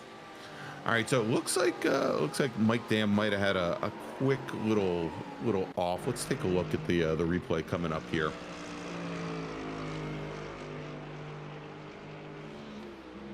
And this is that short little run before you drop back down into the infield. Yeah, same story. Just not getting the car woe down. I talked earlier, Larry, at the beginning of the race on how difficult it is to deal with the grooving in the pavement over there, and it can definitely upset the car if you can't get it squared up before you start getting to the brake pedal. And, well, this is a development here. As yes, it is. Schwenke continues to fall further and further into the traps of Jordan Segrini. Segrini, again, the leader in AM, but he would like a piece of that 4th place overall, and he would love to have a chance to get around one of these Orion cars. And right now his sights are set on Schwenke. Schwenke just seemed to be struggling. We've shown a couple of times where he's been off and back on. He had the spin at 1. You can see right there, Segrini, in addition to the 5 seconds that he got back at lap 38, has been chipping away even 3 and 4 tenths here between the last 3 laps, where Schwenke maybe was back into his groove, but not enough, because I tell you what, Segrini has been cooking down some good ones here. He has, and as we saw there were those 2 laps in a row that Schwenke had the off, and then came right up onto the back of Tom Jenkins and his TCR car, which cost him quite a bit of time as well. But we've seen Segrini knock about 0.3 of a second off every lap since then. And again, right back up onto the back. Oh, and you can see there, Larry, the rear end, the rear end of Schwenke's machine, very, very loose. I think may have, I don't want to say he's run off the back tires, but at this point with maybe a lighter fuel load and about 60 minutes in the books, those rear tires not looking very happy right now. And I'm starting to wonder if all that time that we were watching Rob Hartley behind Travis Schwenke, if possibly Rob Hartley was just fuel saving when he could have been a lot faster. Because looking at the pace now, and Hartley's definitely quicker than Schwenke with all the spins that Schwenke's had and whatever. It's now about 14 seconds up the road to Rob, his teammate, where at the pit stop exchange when it started, they were more or less nose to tail. Yeah. But Hartley also has been turning 24s. In fact, he's been matching Evan Peichel's recent pace. No one else in the field is able to be doing that at this point. I think Ristaputa just turned 24, a couple of cars back from this battle. But what it means is that I think Schwenke may be just struggling tonight. I don't know if he's on the same setup as his teammates were, or if something maybe just isn't really going his way here. But he definitely appears to be struggling for pace and consistency, which we haven't. Sometimes we see Schwenke, he's one of the more consistent drivers in the field, but something tonight is definitely not going his way. Not kosher, yeah, definitely. So, so do you think maybe it was maybe a question of Hartley, playing the team game maybe a little bit too long and not ditching his teammate, or perhaps trying to grab on to Mike Dam, especially after they came out of the pit stops, where there might have been the opportunity for that, because now Hartley's kind of sitting out in no man's land about 10 seconds back off of second. Yeah, I think probably about 20 minutes into this, when Hartley was still behind Schwenke and they were just doing their thing, that's probably the point at which Hartley lost an opportunity to stick with Dam and maybe have a shot for second place in this race, or maybe even a chance to try and push ahead. And at that point, Dam was already 4 and 5 seconds behind Peichel, so that was kind of a loss there.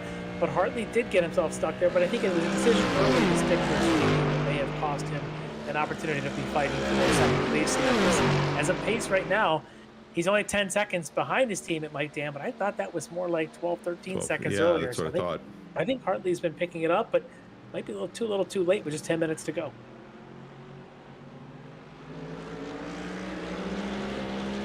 Working his way and lapping traffic now. Jeff Jacobs looks to be the next victim there for Hartley, as Jeff's already been lapped by Peichel and Dam. So, hey, Larry, Rich Dipdahl wants to know if we've used the catchphrase yet. Should I tell him?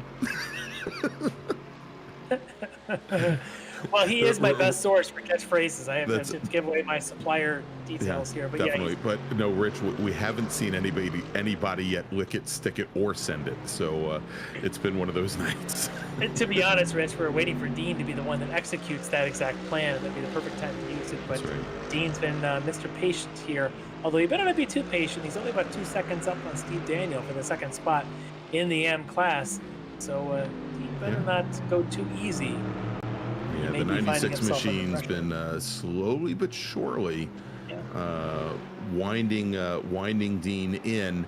That last time by about a half a second faster. The lap prior to that, I think close to a second faster.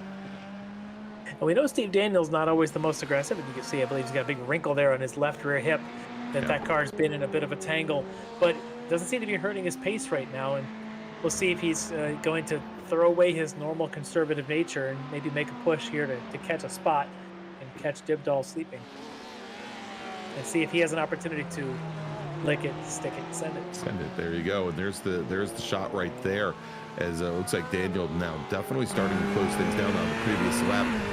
Dibdahl did respond, but still about 7/10 off of Steve Daniel's times here as they come down towards turn one, and maybe a little bit surprising there, Jennifer McDonald still sitting back behind the battle for second in AM after that early contact with Rasputo. Yeah, another one just not having her best go at it tonight, but she's got a pretty good view of this battle going on. And Steve Daniel is clearly the quicker car in that battle. Jennifer's watching this happen now with about 7.5 minutes to go. I don't think it's a matter of if, I think it's a when now. When will Steve Daniel make the move on young Dean? Yeah, he's there.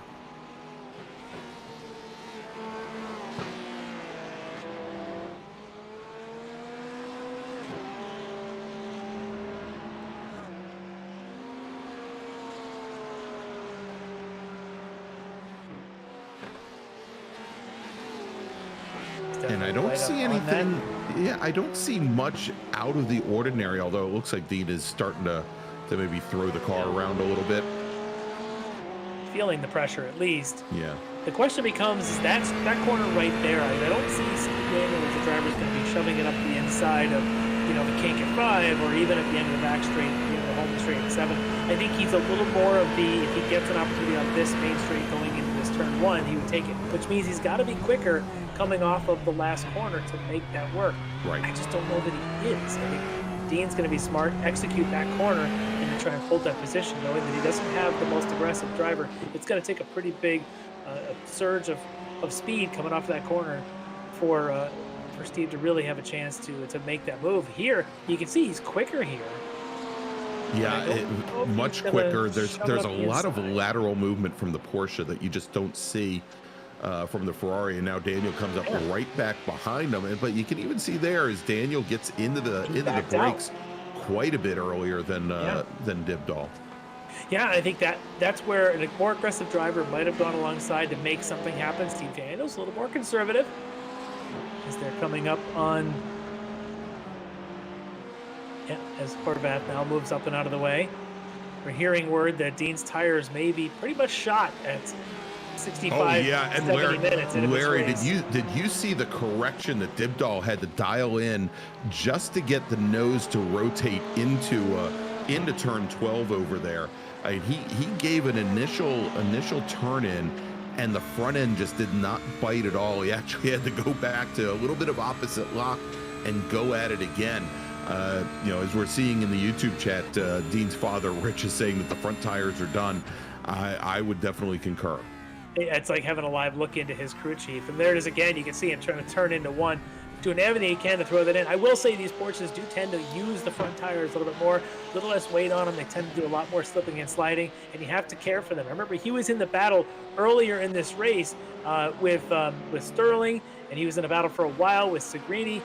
And I don't think that's his normal style. Normally he saves the car for the end. Tonight he had to use the car, and now he's wishing he had saved some because he's got 5 minutes, let's say maybe 3-4 laps to go, and he's got a hard charging Steve Daniel behind him. Steve needs to just work on executing turn 13 to make a run down the front straight. If that's where he's going to be comfortable making a pass, he's got to execute it. He cannot let Dean get a good line. If anything, he's got to maybe force him into a bad line into 12, and that'll give maybe Steve a chance at 13. Well, we're going to see right now, Larry, as they come out through that little short chute, whether or not Daniel could get up on him, and he's just not Like right quite here. close enough. Yep. Steve's got to force the issue there just to get Dean on a bad line. Now, this should be a good run. This is it. Oh, and you Just have saw to there back for a out. moment, Daniel tried to sneak right underneath him, and but I think it still lift. not close, not quite close enough. I think he was too close. I think he had to lift, and that's where he had to check back because he didn't have the space to do it up the right side. He lifted and went to the outside, so he knows he can. He just has to time it better. Oh, look at the entry speed. Dean's front tires are dead. It's like he's out there in drying conditions and the front wets are just trash. And look at Steve's got a real fresh looking car underneath him. He just got to be willing to maybe position his car a little better to get some opportunity to get Dean off of it. Dean's just using he's getting exits, focusing the corner exits, which is what he needs to do. It's going to have to be a corner entry move for Steve. Like here, just go because he knows that Dean can't enter corners. Maybe at 12 even. Again, we've watched Dean struggle entering 12. Maybe that Steve's got to do it. Yeah, now Steve Daniel, he's got one more thing to worry about. Is he's now just had Jennifer McDonald come into this as well. There's Here we go. a bad exit for Dean. Steve's got position, and he knows that Dean can't break here. And there you go. There it is. And he gets the move done. And so moves Steve Daniel now up into second in GT3 AM.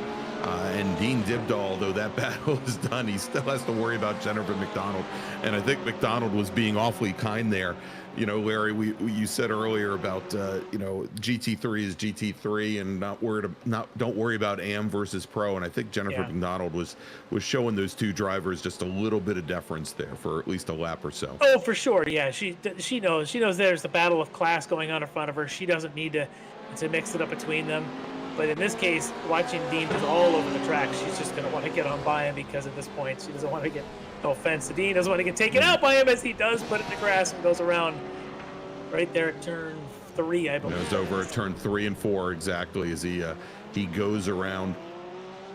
And that right now looks like Dibdahl going to stay in third place in AM as we take a look at the replay here. Look at the McDonald. push. And McDonald doesn't seem to have the strongest car underneath her. Oh, and there was contact. Yes, because Dean's checking up a little bit. She did not expect that.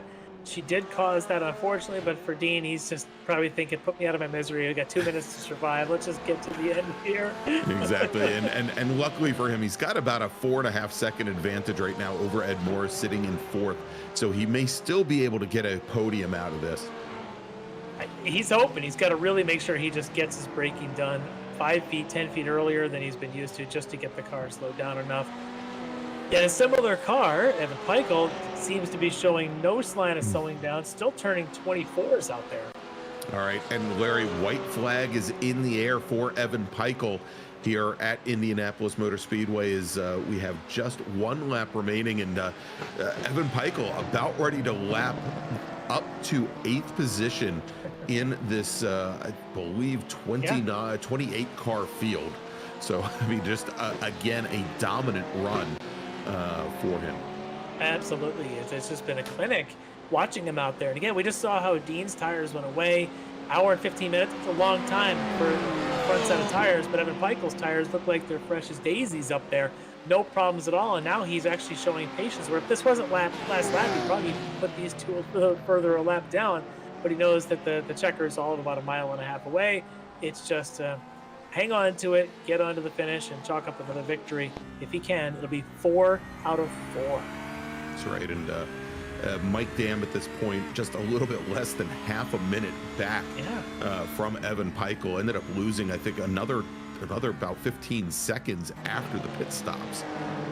So I mean, we saw how far back, and Dam had that one off that we had tracked, but which contributed to that. But it has been such a dominant evening. Has gotten himself 4 seconds back from his teammate, Hartley in third, Dam in second. And it's this guy right here who takes the win again.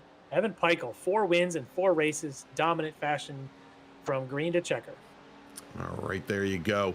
Evan Peikel, as you said, all the way from green to checker, taking the win here at Indianapolis Motor Speedway. We're still waiting on Mike Dam. There he is, heading through the S's there over at turns 8, 9, and 10.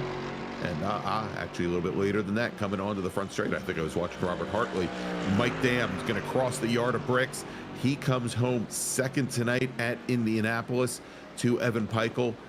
Margin 27, almost 28 seconds between them. Robert Hartley now coming through here, but let's track this here. This is Jordan Segrini, who's been making up ground on Travis Schwenke all night long, and a great run for Segrini, who comes home 5th, right back behind Schwenke, takes his win in GT3 AM, his first outing here at the World Challenge, and it's such a strong run for him in the number 8 Porsche here. Just a wonderful run. And Eric Violet, having already crossed the stripe, he takes the win in TCR. So it's Peikel, Dam, Hartley in GT3 Pro. It's Segrini. It is Daniel finishing second, and then Dean Dibdahl holding on to 3rd place in GT3 AM, taking the win in TCR tonight. Eric Violet manages to get back around Brad Husty, who comes home in 2nd. Nick Horvath will come home in 3rd. All right, so let's do this, Larry. Let's take another quick break. We're going to thank some of our sponsors, and when we come back, we'll talk to some of our podium finishers here from Indianapolis Motor Speedway, where you've just seen round number 4 of the Extreme Motorsports Ricmotech World Challenge presented by Performa Texas Elite Graphics, and we'll be right back.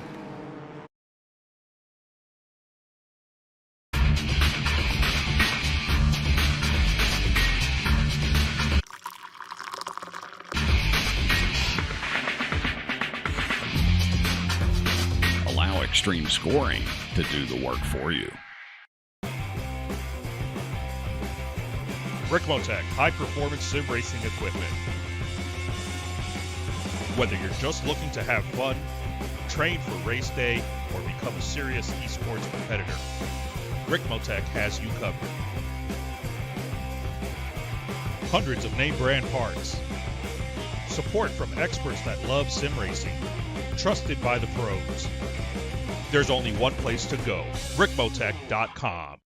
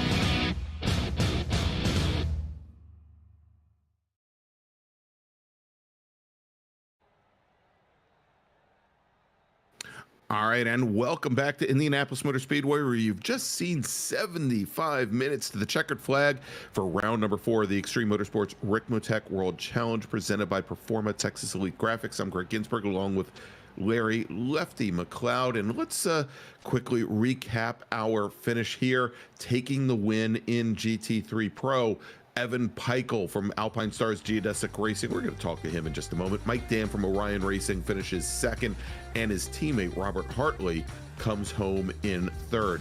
In GT3 AM, Jordan Segrini from, oddly enough, Jordan Segrini Racing takes the win in his initial run here in the World Challenge. Steve Daniel from SKKJ Racing comes home in second.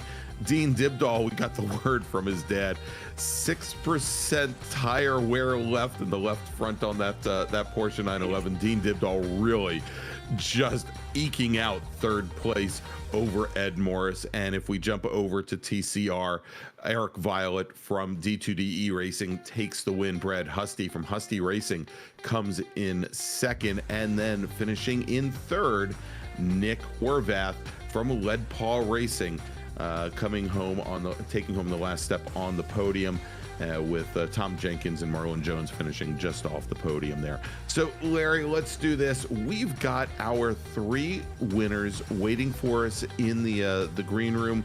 Let's first talk to Eric Violet, driver of the number 89 D2DE Racing Hyundai Elantra.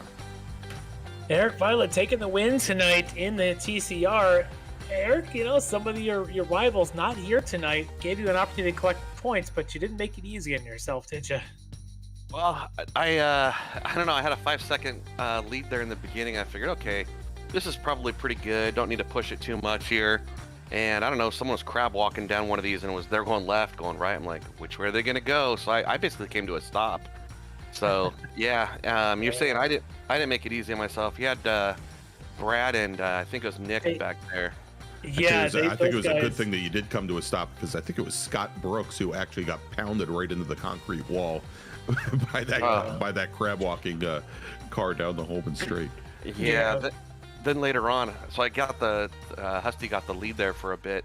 I'm like, I'll just bide my time, and then someone got sideways in turn 1, and he just stuffed it right into him. I'm like, oh man, I didn't take advantage. I figured, you know what, get going. We'll see how your car is, and we'll just get back to racing. Yeah, interesting tonight, especially the first time through for the overlapping of the GT3s to the TCRs. Everybody just kind of had to figure some things out. Maybe as the night went on, you guys got into a bit of a rhythm with that, it seemed, at least, as later in the race. Yeah, I think people started to figure it out, or they just crashed out. I don't know. It seemed like there was a lot of people on pit road tonight. Yes, it was a very busy night for the bodywork guys down there on pit lane. But you managed to get the victory tonight, second race win of the season. Who do you want to give any thanks to for this one? You know, I forgot to thank our sponsors last time, so I think like everybody else, but I want to thank Ricmotech for funding, you know, being our primary sponsor here, and then for our team, and also for the league, Performa Elite Texas Graphics. So it's just really awesome to have a sponsored league. They do definitely. They make these leagues happen, and we all appreciate them. So congrats, Eric, on the win tonight in TCR, and this is going to be a good points race as we continue down the stretch. So congrats tonight. All right, thanks. Hopefully we get, I think it was a Michael Polasek. Yeah, yep. I know he couldn't make it tonight. He something with work or something, and then my teammate Brandon Whitworth. Yeah, he came out stomach flu. So we could have even had a more exciting race for you guys, but unfortunately they were out tonight. We'll be looking forward to them coming back next time. You guys always put on a really good show. Yep. All right, thanks, guys. Thanks. All right, there you go. Eric Violet from D2DE Racing, who now sits atop the TCR championship after 4 rounds with 112 points. That is it's a whole lot. 17 points up on his teammate Brandon Whitworth, who has, as he said, could not make it here this evening. All right, so now let's move over, Larry, to our GT3 AM winner in his initial outing in the World Challenge, Jordan Segrini from Jordan Segrini Racing. Jordan, welcome to the world of Ricmotech, and welcome to Victory Circle. Congrats to the win. Tell me a little bit about your exciting race. Thank you very much. I appreciate it. I got through a couple of guys. I was right around the top 3 in AM class to start. I got past one of them right off the start, and then first couple laps I had the other one down, and then just kind of set into my group and try to run consistent lap times, and ended up here, I guess. Yeah, never easy. In fact, looked like you were even on the tail end of the 4th place overall there with Schwenke to be even there. But you had the M class pretty much on a stranglehold. You joined this league, and I'm always interested to hear, if somebody hears about the league and jumps in, what were your expectations, and did tonight meet those expectations for your first race? Well, I heard about from Nick Rispito and Jose from Ricmotech, and so I figured I'd give it a go. I'm new to sim racing. I raced Spec Miata in real life. It's my first season I just completed, and so I want to get into some more competitive than just the normal sim races that are going on during the week-to-week stuff.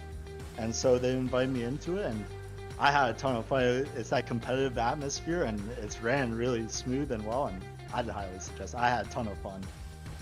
Awesome. Yeah, well, you had a good time, but you also had a great result in taking that first victory. It's always great to hear somebody coming from the real world of racing and getting into sim racing and being successful right away. Sometimes that transition isn't always that easy. I don't want to say you made it look easy, but it certainly didn't look too difficult for you here tonight, getting the victory in your debut showing. So Jordan, congrats on the win, but I'll give you a chance. Anybody want to give any shout out or anybody thanks to you for tonight? Yeah, my mom and dad are watching. My sister's watching from all the way out in Hawaii. So hi, Jamie. I got a bunch of friends watching. So thank you guys for all watching, and it was a blast. That's awesome. Love to hear that we're being watched from around the world. So congrats, Jordan, on this victory, and looking forward to you sticking with us for quite a while here in the Ricmotech series.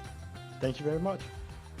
All right, there you go. Jordan Segrini from Jordan Segrini Racing. And Larry, as you were starting to talk to him, I was looking up his bio, and the fact that he's only been on the virtual racing platform, iRacing platform, since April of this year. Wow. And there you go. Another Spec Miata racer done good. All right, so let's now bring in Evan Peichel from the Alpine Stars Geodesic Racing team, our winner tonight, and not just our winner tonight, but our winner for the 4th round in a row. Yeah, Evan, we're starting to get to know each other a little bit here now, 4 rounds in a row with a victory, and tonight we thought maybe there was going to be a closer race considering you weren't on pole, but turn 1, you took it and just started going. You're in a groove, aren't you? Yeah, I'm starting to really like the Porsche. I feel really confident in IndyCar, so. Yeah, it seemed as the race went on, you kept getting quicker and quicker. We're watching, there was a battle in the AM category. One of the Porsche drivers there, his front tires had literally nothing left, 6% front tire wear left. Oh, wow. But I would guess you were probably a little better than that at the end of the race because your pace was spot on at the end as it was in the beginning. Is this just, are you just getting into laps to practice or really working hard on the setup? Are you getting a little help with your setup? What's your secret here?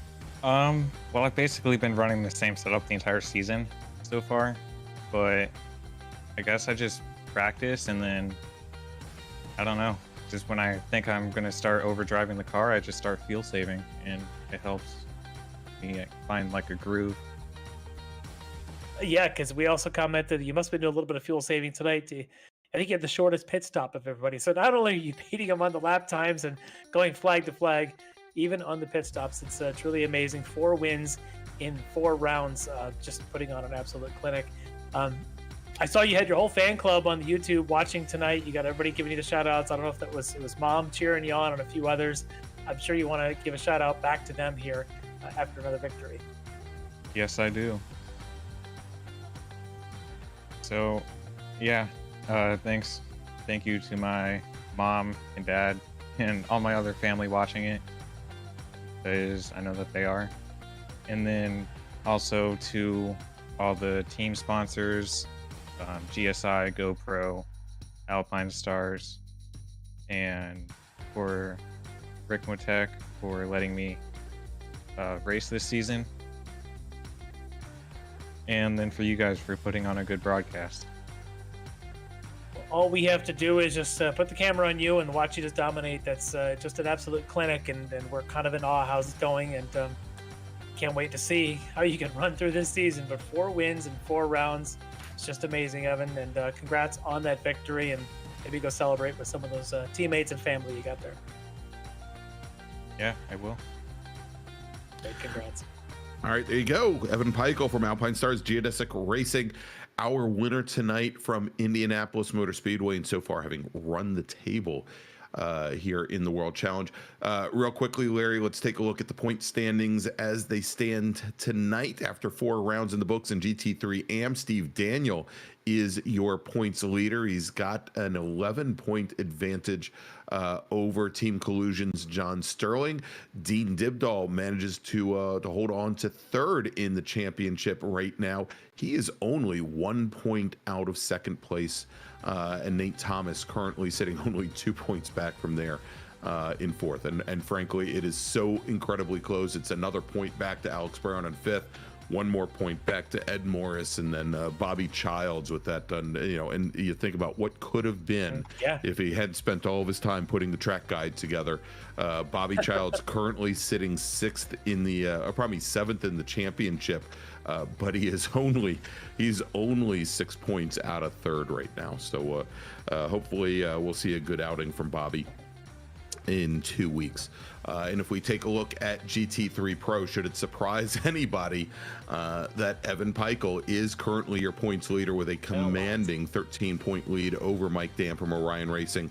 Then we've got Travis Schwenke and Jennifer McDonald, your top, rounding out the, rounding out the top 4 here with Nick Resputo currently sitting in 5th. All right, so Larry, let's wrap things up here as the night is getting late, and let's take a look to see what we've got coming up in the next few weeks. So next week, well, it's I said earlier tonight that we were coming up on the witching hour. Well, next Monday night, it really is. Next Monday night, Halloween, we are going to have the evening off so that our racers can go trick-or-treating, Dean. We'll be back in 2 weeks. We'll be back November 7th with the Classic Sprint Series. That's our MX5 series with round 6 of 9 heading out to the West Coast, heading out to beautiful California wine country and Sonoma Raceway for a 60-minute race to the checkered flag. And then in, I guess it would be in 3 weeks, we'll be back for the Ricmotech World Challenge. Again, our GT3 and TCR cars. We're heading back to the old country. Going to be heading to the Hockenheim ring for another 75-minute endurance race. And I'm sure Evan Peichel will be looking to continue his streak, looking for race win number 5. And then remember, join us come January.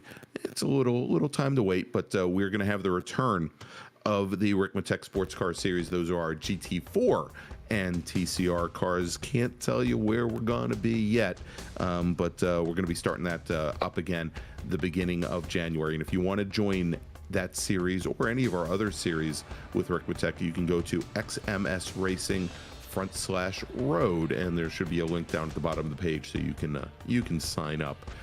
We'd love to have you racing with us, not just watching. So for Larry McLeod, for Jonathan Grabowski, I'm Greg Ginsburg, and we'll see you in 2 weeks from Sonoma Raceway. Have a great Halloween, everybody. Ricmotech, high-performance sim racing equipment. There's only one place to go, ricmotech.com.